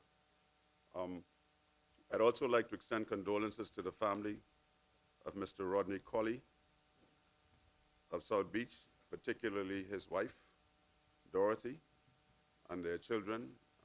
He passed sometime yesterday, I believe it was, and I want to assure the family that we are praying for them. They are in our thoughts and prayer, and may he rest in peace and rise in glory. We'd also like to recognize the sorority of Alpha Kappa Alpha Society. That's as far as I'm going to go without murdering your name. And to say that it is good to have you all here in these chambers, and we wish you do not take today as an example of what we always do in here.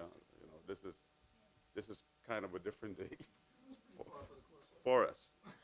You know, the government talks about repatriating 13,000 people to Haiti, and I wish they would put those numbers out there on paper somewhere so we could see which month they did it, which months they did it, and on which carriers. 13,000 is a lot of people. I don't remember hearing, you know, the Defense Force apprehending that number of persons. Maybe I missed it somewhere along the line. It is almost farcical that anyone on the opposite side in this place, in the government, would stand and talk about the rule of law, the rule of enforcement of the law, in the face of allowing some 60 people loose, Mr. Vice, who were found by immigration in the Hilton Hotel downtown, and unceremoniously, as reported, turned loose by a minister of immigration who sat in their cabinet. It is also rich when I hear people talk about who sits in the cabinet, right? Especially people who sit in the cabinet now. That's why I don't bother with that.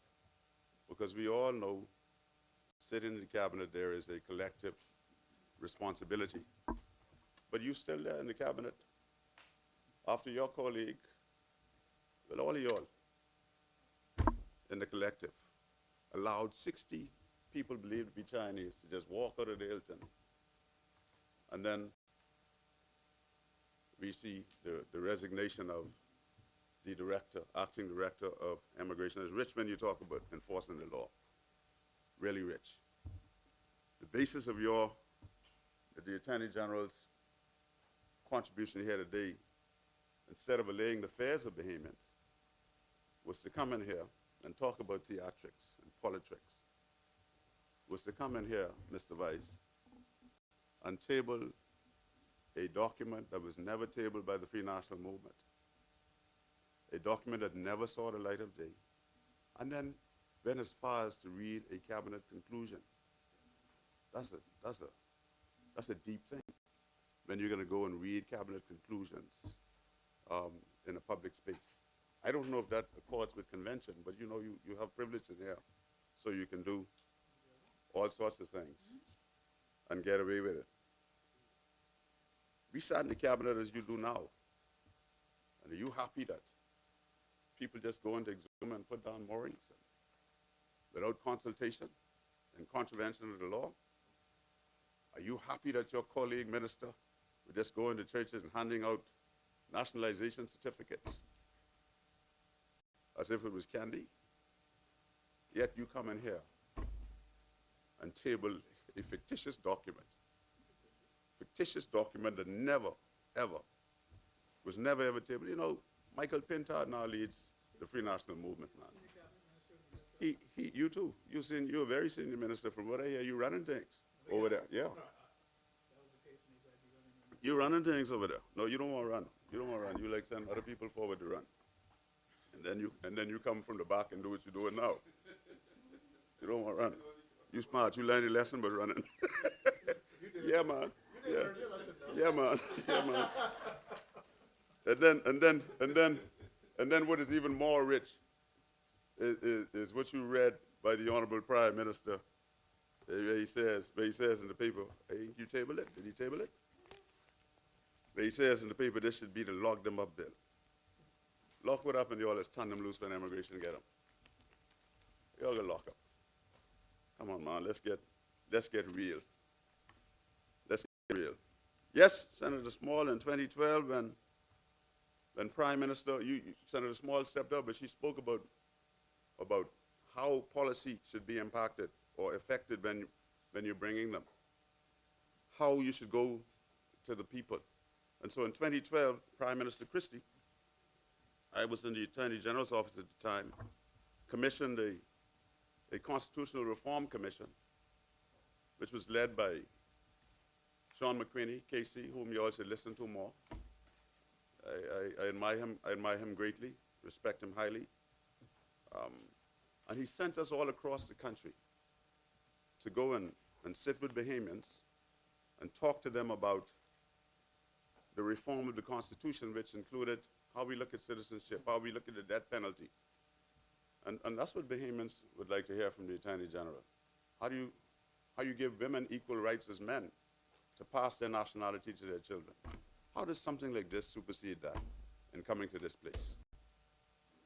After we agree with the ruling of Chief Justice Weiner, which was approved by the Privy Council, that those rights should be accorded to women who sire or who give birth to Bahamians, just the same as they are to men, would we prioritize a bill like this over them? And so, Mr. Vice, I begin by saying there's a legal maxim that we all know, who are attorneys of the law, and many laymen do, that he who comes to equity must always come with clean hands. It is a familiar saying. If your hands are not clean, then you ought not be the one bringing a matter in the law that demonstrates you are doing the same things. Of all the laws this administration has brought to this honorable place and passed over the course of the last 4+ years, this one has by far, I believe, gotten the most attention from the Bahamian public. It's time to be corrected.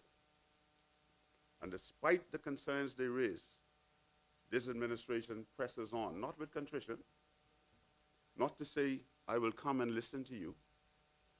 I will hear your concerns, but with arrogance, as we saw demonstrated here. Press on, and I'm going to force this down your throat. Mr. Weiss, the answer is simple, you know, as to why many Bahamians are up in arms over the Smuggling of Migrants Bill 2025, and it's because they have lost confidence in the government when it comes to putting them first. They believe that successive governments of this country have put others ahead of them, and Senator Small said as much in her presentation. By and large, Bahamians appreciate that, at least on the face of it, the bill appears to be a noble undertaking that is driven by good virtues and sound Christian values, to which we wholeheartedly ascribe as a people. Bahamians believe, at least I do, that it is important, decent, and moral to look after the weak, the downtrodden, and the vulnerable, who make their way to our shores by whatever means they do. Mr. Weiss, some on the other side have intimated that the passing of this bill is essential to our strategic partnership with our allies and friends to the north of us, namely the Americans. And it also amazes me how warm this administration is suddenly with the Trump administration. Very, very, very amazing to me. I've heard some very disparaging remarks and comments early on about that administration. That be as it may, we move on. I suppose that's why strengthening interagency and international cooperation and to fulfill the international obligations are among the objectives of the bill. Well, our cooperation and strategic work with the United States, for those who don't know, in matters of security, our cooperation and work with the United States in matters of security has been a model for others to follow because our efforts are mutually beneficial. They are. I, like many others, have come to appreciate that no nation with shared borders, no matter how prepared and capable, can effectively police those borders without the help and cooperation of its neighbor with whom those borders are shared. So despite the might and power and wealth of the United States, it needs the cooperation of us, whom people often refer to as the third border, to police and to keep those borders safe, which we share. And likewise, we need their help and cooperation as well to stay safe. Mr. Vice, this is why, in an effort to mitigate drug trafficking in our country, in our two countries, we agreed with the Americans to establish Operation Turks and Caicos, or BAT, in 1982. It is not a novel thing that you do, right, or that you seek to do. And the Shipwriters Agreement in 2004, so that we could formalize joint law enforcement efforts to counter drug trafficking and to enhance border security. So whilst in office, we hammered out a similar Shipwriters Agreement with the Turks and Caicos, which was signed just weeks after we left office by this administration in 2021. So was that draft? It was a draft that you disregarded then because you didn't finalize it during the administration. Same theory you have on the bill. So Mr. Vice, let me repeat, because I will not be sidetracked by puerility and nonsense. So whilst in office, Now he wants to claim it. we hammered out a similar Shipwriters Agreement with Turks and Caicos, which was signed weeks after. So I traveled to the Turks and Caicos, met with the Prime Minister and all of her competent authorities, right? And we determined that a Shipwriters Agreement with the Turks and Caicos, with whom we shared a border, similar to the one that we have with the United States of America, could be mutually beneficial to the people of the Bahamas as well as the people of Turks and Caicos. And so what it does is it puts our defense force platforms, our ocean-going vessels, into the exclusive economic zone and even the immigration territory of the Turks and Caicos to effect arrest of illegal migrants and drug smugglers and gun traffickers and the like. And we thought it was important to do that because they were also having tremendous issues with smuggling of migrants into the Turks and Caicos. And I think that I heard recently that that is working very effectively, and we're very proud of that, and we're glad and happy that the government determined to move on with that. It is a good arrangement. In 2008, Mr. Vice, we passed legislation to criminalize sex trafficking and labor trafficking, and we prescribed penalties up to life in prison. Since then, we have received many Tier 1 ratings from the U.S. Department of State for our efforts in this regard. The Attorney General, I think, chairs that committee, at least he used to, and I know he can attest to the fact that we have always gotten good marks in our efforts to mitigate human trafficking in this country. In its 2025 Trafficking in Persons report, the Department of State noted that, and I quote, "The government of the Bahamas fully meets minimum standards for the elimination of trafficking. The government continues to demonstrate serious and sustained efforts during the reporting period. Therefore, the Bahamas remained on Tier 1. It went on to say, I quote, "These efforts included increasing trafficking prosecutions, increasing funding for victim assistance, and developing a new tool to facilitate a more rapid screening of potential victims." And so, you know, when you come and say, you had your time, let me have mine now, man. What you did was you conflated the two issues, migrant smuggling and human trafficking. And that's what was part of the confusion in your bill. Sometimes it looks like you don't know if you want to talk about human trafficking or migrant smuggling. And that's confusing. That's where the confusion comes. That's where some of the confusion comes, right?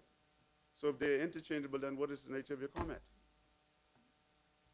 You can't be blowing hot and cold, man. So we've been doing good in our trafficking regime, and we've been getting oh Lord, oh Lord, oh Lord. I don't expect no more from you though, you know. You just can't help yourself, just like an petulant kid, sitting down and making nonsense, a noise. Yeah, preschool. He needs preschool. Temperament. Sit in the corner, naughty corner. That's where he probably needs to go. So the elimination of trafficking was always a mandate of the government of the Bahamas since 2008.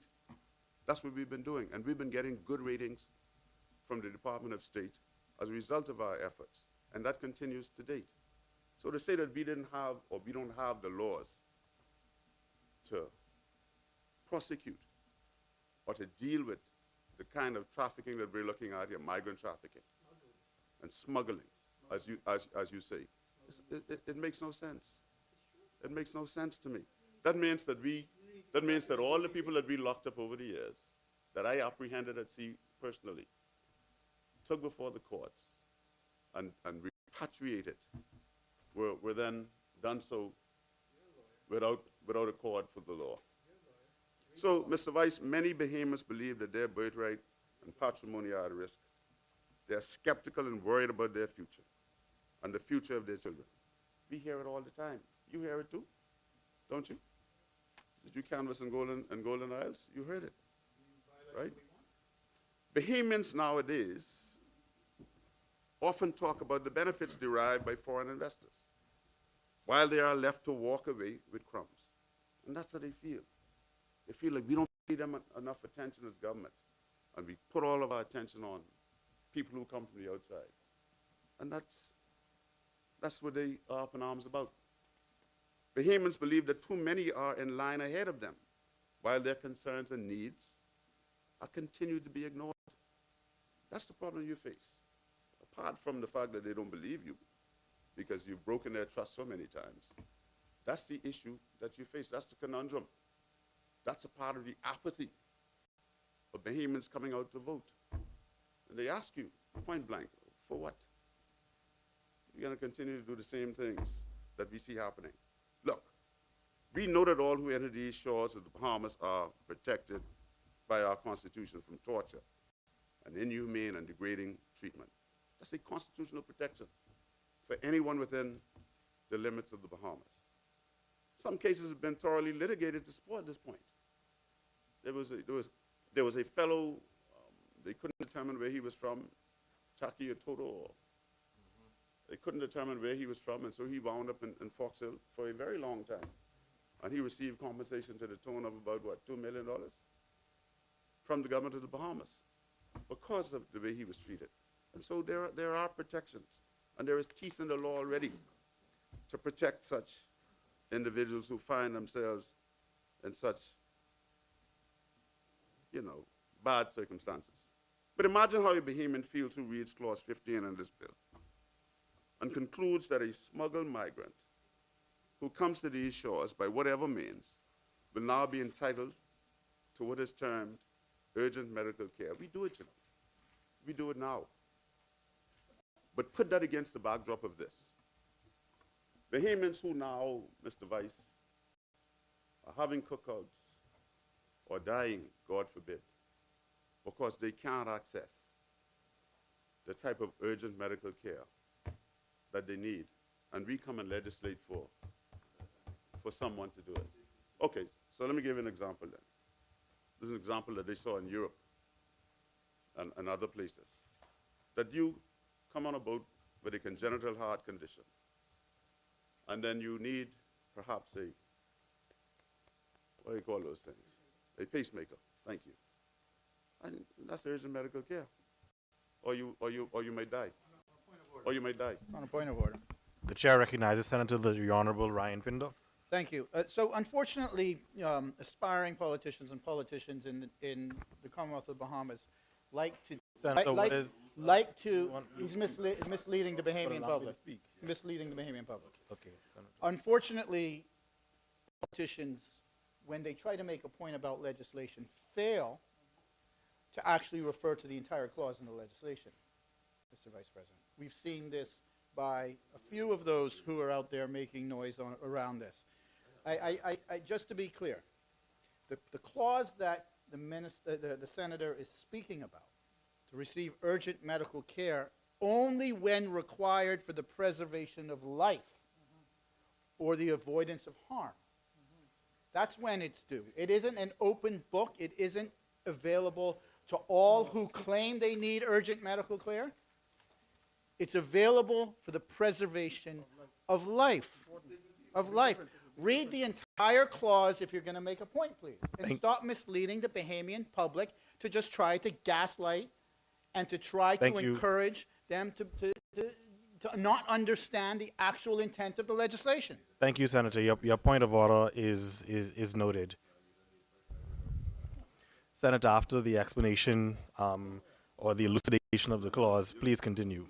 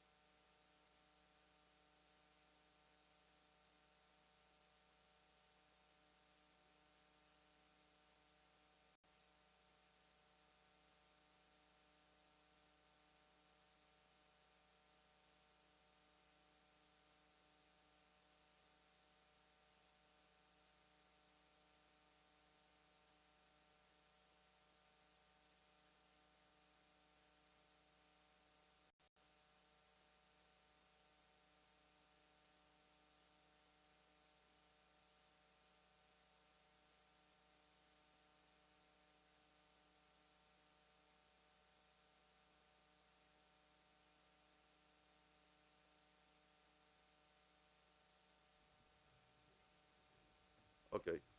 So I want to reiterate that Bahamians are angry because this legislation assures a migrant of urgent medical care.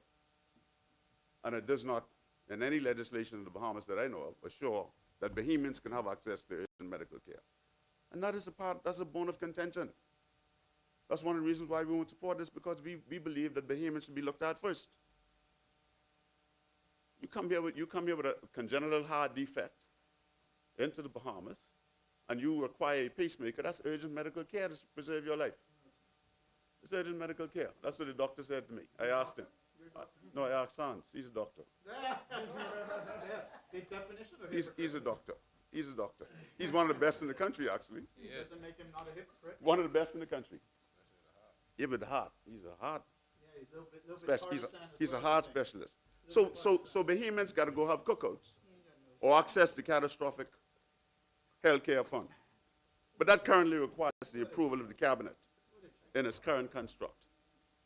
If one is to be assisted, You got to go and convince the cabinet of the Bahamas that I need help or I'm going to die. I need immediate assistance.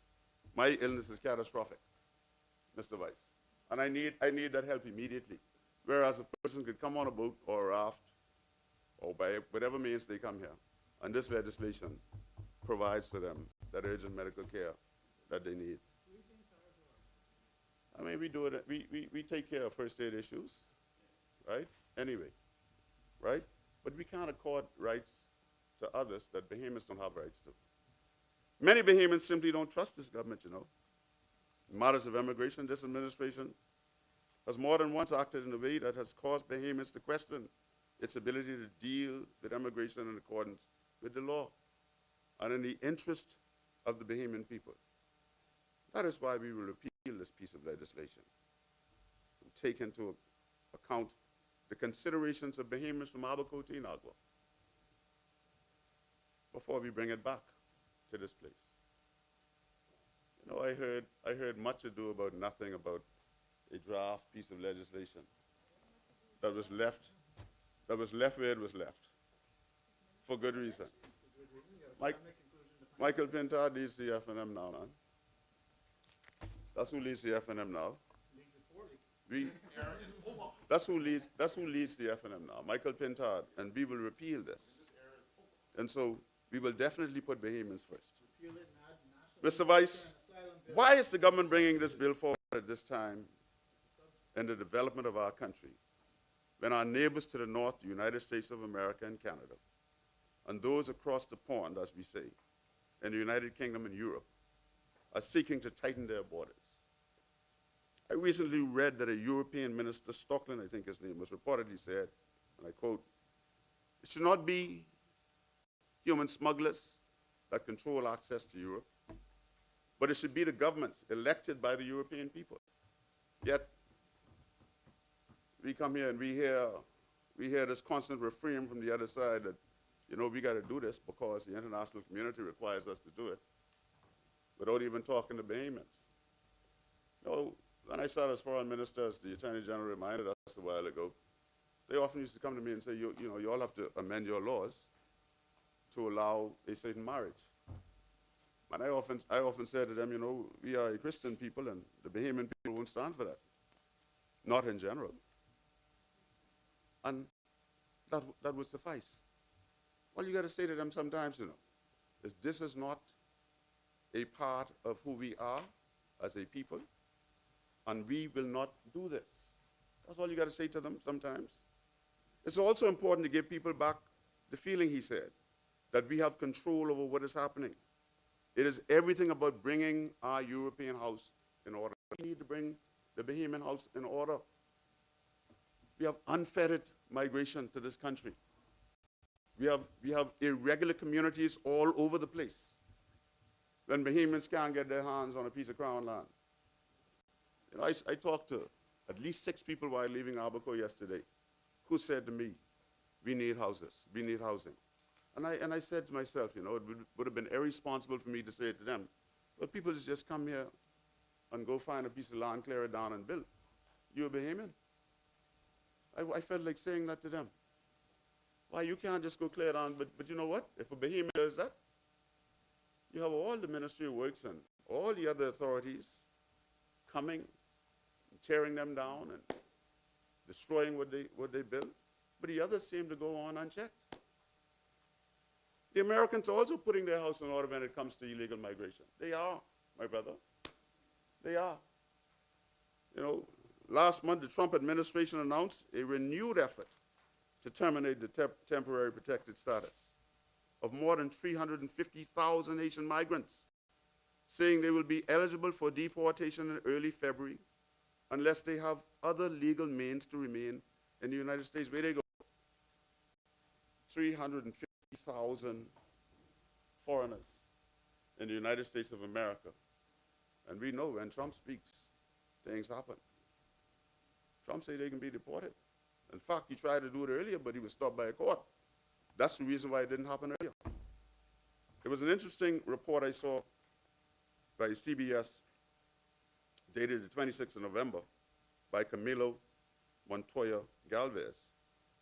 which said that Homeland Secretary Kristi Noem, I quote, acknowledged the humanitarian and political problems faced by the crisis-stricken Haiti, including what she called widespread gang violence. But this is what she said. But she said extending the TPS policy would be at odds with U.S. interest. Sometimes we got to act in our interests. You know, I know where we sit, and I know the importance of the maintenance of our relationship with our most important strategic partner. But sometimes it is in our interest to do what is in the interest of the Bahamian people first, and then look at the consequences later. Mr. Vice, the countries that I've mentioned are far more wealthy than ours and can afford far more than we can. And they are concerned about the strain on their economies due to the asylum seekers and migrants trying to escape war zones and poverty. And here we are preparing to take them in. It's almost oxymoronic to me that the wealthy countries of the world are finding ways to expel them. And we here are fascinated with finding ways to take them in. Unfettered migration to any country places an unbearable strain on the social services, the security services, the education and health care at the expense of all the Bahamian people. And that's why they're concerned. They're concerned because they're going to have to foot these bills. People who come here live in the dark market, in a dark place. They don't contribute to the formal economy. They don't. And so they don't pay taxes, they don't pay light bills, they don't do other things that Bahamians are forced to do. And no country has been more accepting and helpful to migrants from around this region than we have been over the years. None. And I say that without fear of contradiction. No country. I recall in the aftermath of the deadly 2010 earthquake in Haiti, which struck Port-au-Prince and nearby towns and took tens of thousands of lives. I remember Prime Minister Hubert Ingram's administration determination to release Haitian nationals detained in the detention center on Carmichael Road in the face of great criticism. Face of great criticism. He said, you know what? You know what? We don't know. And you're right. And you're right, it did. It gave birth to a new political party because they were so upset with the decision. But it was the humane thing to do as far as his administration was concerned. And he released them until things got better so that they can go out and fend for themselves, because right then they were on the dime of the government. And the dime of the government is the dime of the people. And so he released them. And everybody was up in arms. Bahamians, I believe, Mr. Vice, are a loving, caring, and generous people, and will always do what we can to help a neighbor in need. But we must also be mindful of our own difficult circumstances while we seek to do right by others. Mr. Vice, Bahamians is saying that we have done our fair share and will continue to do what we can, but not over and above what we ourselves are in need of and can't receive. We won't. Bahamians just don't want to do that anymore. We on this side believe that there are already laws and conventions in place that we have been adhering to for decades in our treatment of illegal migration and or smuggling of migrants into this country. And nothing in this thing that never came opposes any of the conventions that we signed on to. Nothing. Because those are the conventions that govern us. Those are the conventions. You know, you laid that, so you endorsed it. That's your bill. That's your bill. You laid it. Yeah, you laid it. You laid it. You laid it. In fact, we have been apprehending, prosecuting, and repatriating them all over the world for years. You know, at one point we used to get a lot of migrants from Cuba. And there was a policy position that we would not, well, in fact, Cuba wouldn't accept them. And at some point in my life, I worked in the detention center. I commanded a watch in there. And I became very familiar with the process. Sometimes third countries would take them. I remember we had a famous Cuban in there, El Duque. It was a baseball pitcher for the New York Yankees. He went to a third country. I don't remember if it was Costa Rica or Guatemala or one of them, before he one of the Central American countries before he was allowed to go into the United States. And I think he won a World Series, if I'm not wrong, with the New York Yankees. And so we've been doing this for years. I sat in the cabinet where we would go through, as the Immigration Committee, a long list of people who'd been in the Bahamas for more than 20 years, some of them, and contributing to our development, some doctors and teachers and others. And we said, you know what, they've been here for 20 years or more. They've been contributing for all this time. Just get them their certification so that they could live normal lives like Bahamians. And so this is nothing new. This is what happens. And this is what has been happening. In fact, we believe that we should go after and receive into our country more of those type of migrants that Canada and the United States go for. Those who are experts in agronomy and engineering and physics and science and all of those other niche areas that we lack the competency in that we ought to have. We have enough Bahamians to work in the Bahamas. I agree with the sentiments expressed by our former Minister of Foreign Affairs and Immigration, Brent Simonet, my brother and friend, who stated that we don't need new laws to enforce immigration rules. We just need to enforce the ones that we have. That's the problem we have in the Bahamas. We keep bringing new laws. Keep bringing new laws, but things don't get better. You know why? Because we don't enforce the laws that we already have on the book. I see people all the time nowadays. We had it was illegal. We put that in place. It was illegal to be on your cell phone, texting and talking. And I see them all the time. I see people all the time on the streets without seat belts. And they go to the United States, and that's the first thing they do. Put on their seat belts, throwing gas out of the window. You don't do that when you go to America, because you know you want to go back to America. Mr. Vice, let me just add that we also need integrity in office, and to stop sending people home and punishing Bahamians who seek to act in the best interest of their country. That's why we need the Freedom of Information Act, so Bahamians can come out and say what governments, any government, or official, public official, is doing that is offensive to the growth and development of the Bahamas. Wasn't long after the public revelation of the discovery of some 60 persons believed to be Chinese migrants in the Hilton Hotel, downtown Nassau, that the former director of immigration, Ms. Keturah Ferguson, was said to be retired. Acting director, was said to be retired. Now, it is believed that she blew the whistle. She turned them in, you know. She said the Minister of Immigration, assisted by another high-ranking fellow in the cabinet, said, release them. Well, you could have gone about it a different way. You could have put them in a detention center and processed them. At least let the immigration officers feel like their work was not in vain. Process them, and then put them to do what they came here to do. But we don't know how they got here. We don't know how many they were, because I believe they only found the ones that they found on a particular floor where they were, Mr. Vice. So we don't know. So we need people in office who can act with integrity. Not on a whim or fancy. It doesn't work like that, and then you come in here and talk about, you got to lock them up there. Child, please.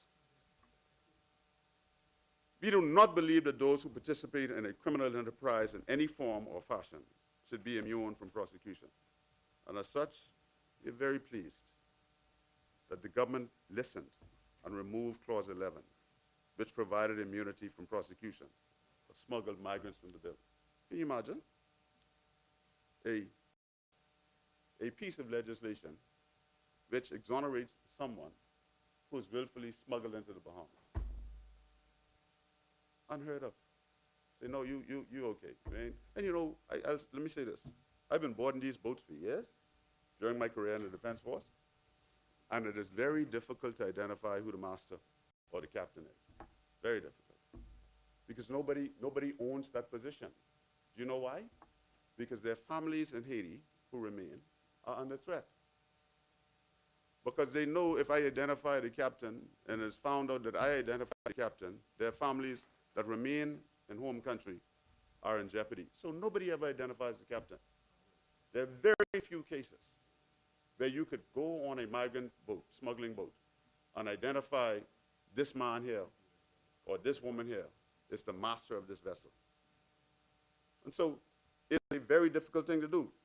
Clause 12 of the bill provides for the duties of the master, the captain, or agent of conveyance. In 12D, the transported passenger is protected against refoulement or is provided access to asylum. That's why they stuck on that asylum thing. That's why they jump on that, you know? You know, but if you had gone out to the public as you ought to have, as we did with the Constitutional Commission, and educated the Bahamian people and listened to their concerns, that's the way policies are directed like this, that are intended to dramatically change, in the opinion of the people, their lives. Perry Christie, the Honorable Perry Christie, former Prime Minister of the Bahamas, a man I respect, sent us to every nook and cranny of the country and said, go talk to Bahamians about how we're trying to reform the Constitution. You know what was amazing? We had some elder gentlemen in some of these far-flung islands who stood up and said, look, if my daughter married to a foreigner, let her go with the foreigner. And let her children take the name and the nationality of the foreigner. You believe that? Some Bahamian gentlemen who felt that way. Who felt that way? You know? They felt that way, but you gave them an opportunity to speak their piece, to hear. I believe one of the clerks in here was on that committee, worked on that committee too. I believe Mr. Flowers was with us in that committee, if I'm not mistaken. We went all over the country. And that's what you do with legislation like this that is so emotive, that could raise the ire of Bahamians so readily. You go to the country and you talk to them, you educate them. You tell them this is what we're trying to do. You tell them, in fact, we have an immigration committee now who works with the UNHCR. Let me find that piece. The principle of non-refoulement, as set out in Clause 2, simply asserts that a migrant whose life or freedom is threatened based on race, religion, nationality, membership of a particular social group, or political opinion, among other things, should not be returned to home country. Because if you send them back there, it is likely that they will be harmed or killed. And that's the principle of refoulement, non-refoulement. The principle is covered in the 1957 Convention relating to the status of refugees. You see it in the 1987 Convention against torture and other cruel, inhuman, or degrading treatment or punishment, and the 2010 International Convention for the Protection of All Persons from Enforced Disappearance. You know, in some of those Latin American countries, it used to be a famous thing, you know. People just disappear. And you call them the disappeared. You don't see them no more, right? And so this law, this provision, anticipates the protection of such people from disappearance and from torture and from illegal imprisonment. The Bahamas does not currently knowingly return migrants who can show that they will be put in danger of such treatment if returned. We don't do that. Although informal, we have worked over the years with the UNHCR and others to verify such claims and have responded accordingly as circumstances dictate. The claims of migrants who fall into the category are processed by specially trained immigration officers with the assistance of UNHCR, and the final decision is taken, as I indicated earlier, by the Cabinet, the Immigration Committee. I'm aware of many cases of Cubans, as I said, who managed to make their way to the Bahamas and were eventually granted status because they met the criteria for asylum. Mr. Weiss, we don't need new laws. We just need to effectively enforce the ones that we have without fear or without favor. And we need to be more respectful when we bring laws of the Bahamian people. We need to go and listen to them, talk to them about our intentions, all of us, about our intentions, and tell them this is how this law is intended to work, not against you, but in meeting your obligations. That's what we need to do. You're the original gaslighter, man. The original gaslighter. And so with those few words, Mr. Vice, I know that we are going to repeal this when we come to government, but we won't support this. We won't support this bill today. I rest.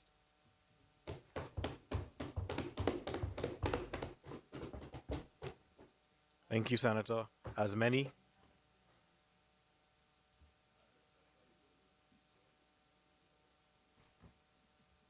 The chair recognizes Senator the Honorable Ronnie Duncombe. Good afternoon, Mr. Vice.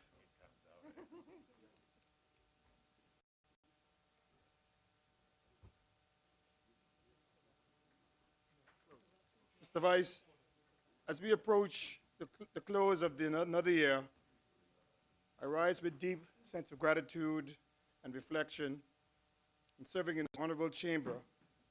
This indeed has been a remarkable journey, one marked with meaningful debate, shared purpose, and an unwavering commitment to the Bahamian people. I'm truly honored to be a part of the Senate and extend my sincere thanks to you, Mr. Vice. Today, you showcase your steady leadership, your fairness, your dignity of making sure there's fair play, which will continue to guide us through this proceeding, especially for today, with such a heated debate. I would also like to take the opportunity to welcome a new senator to the team, the Senator Small, to this chamber, and the AKA sorority. I look forward to your wonderful, strong contribution, showcasing and letting the country know about our wonderful work that we're doing at this part of the country as the government. But before addressing the matter at hand, I would like to send out heartfelt condolences to Ms. April Sims, a constituent of Kalani. You would have heard about a distinguished gentleman who would have taken his life by suicide. She and I worked together at the post office. It was very, very hard to even process when I got the call. She and I spoke on Monday, and she wanted me to convey to those persons who were trying to reach her, the post office family and friends, that she's been getting the messages, but allow her time to process such a sudden change in her life. So I just want to say that, be strong, we pray for her. I can say condolences to her and her family. This year marks 6 years of our Toys for Joys initiative in the community of Kalani, which is also very dear to my heart. And once again today, we will go there and expedite and make sure that every child at the Gambia Primary School gets a toy, and other church inside the communities. Hopefully next year, as my colleague says to my left, that we will partner together and we will share some toys in this community. There, no child will definitely left behind. We have to understand the power that does to a child, knowing that they at least would be able to look for a toy every year. So I encourage any one of us who are community leaders, invest and find the time, partner with a church, partner with a school in your constituency, and make sure that we, it's tough as a parent trying to make our odds meet, but at least we're able to parlay in our efforts to ensure a child gets a toy. It truly goes a long way. So I'm excited today to get there today for that to happen.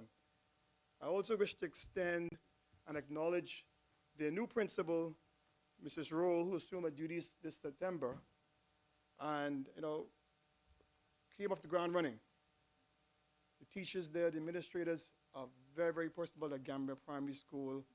I just want to thank you for your efforts from embracing me and the team and other community leaders from day one to partner with the efforts with Gambia School.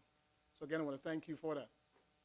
At this time, I also wish to extend thank you to the PLP Kalani branch members who from day one are supported my initiatives within the community, helping everyone who needs help, and especially the executives and the chairman, because it isn't easy going in any community within the islands of the Bahamas with an organization or even a branch where they need to make sure that this person who's coming to work with them have a sincere heart and who means well for the community, despite whatever color the house is.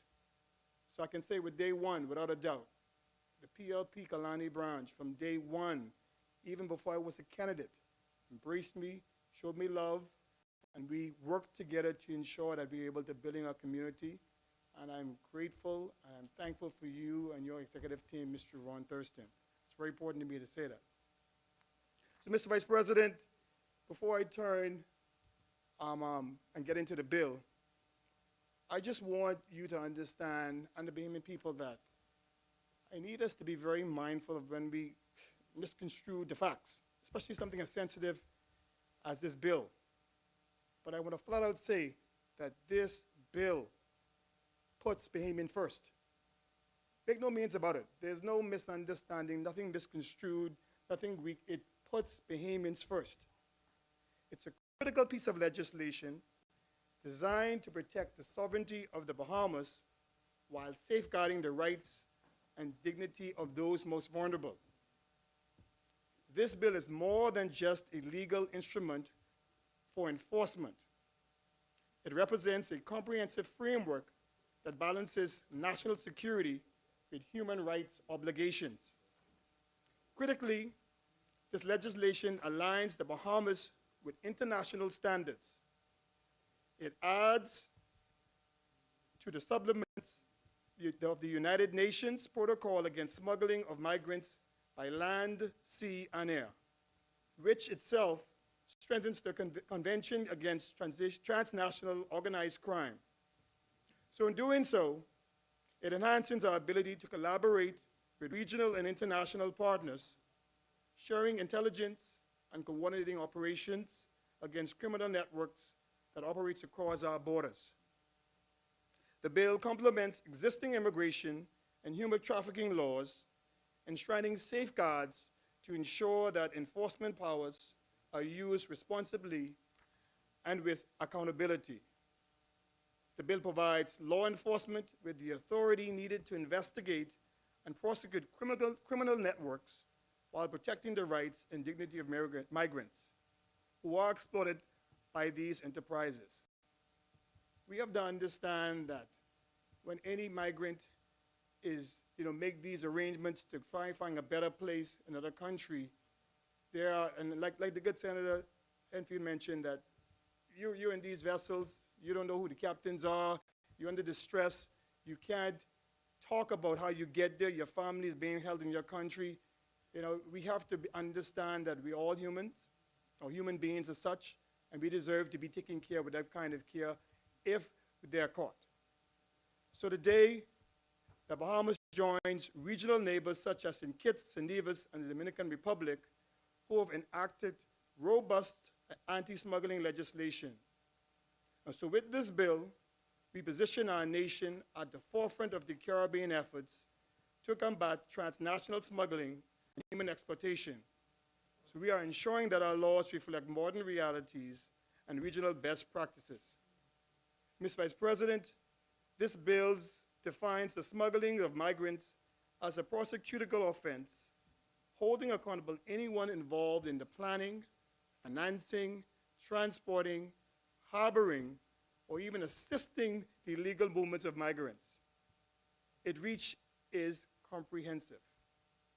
We're at the forefront of the operation when it begins, passes through, or when it ends up in the Bahamas. The law applies. Simply, the highlights under this framework talks about offenders facing fines up to $300,000.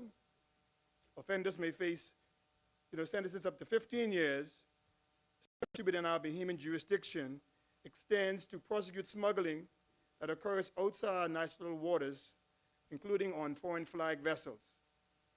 So vessels or vehicles or any other assets used in the crime may be seized and confiscated. So this is strong, modern, and necessary lawmaking, which aligned with international standards, including United Nations Protocol against the smuggling of migrants by land, sea, and air, and the Convention Against Transnational Organized Crimes. It reflects best practices in human rights, accountability, and border management, while remaining firmly grounded in the defense and security of our nation. This bill does not stand alone. It builds on the significant investments that have already been made by this administration. And this administration is focused on strengthening our national security architecture.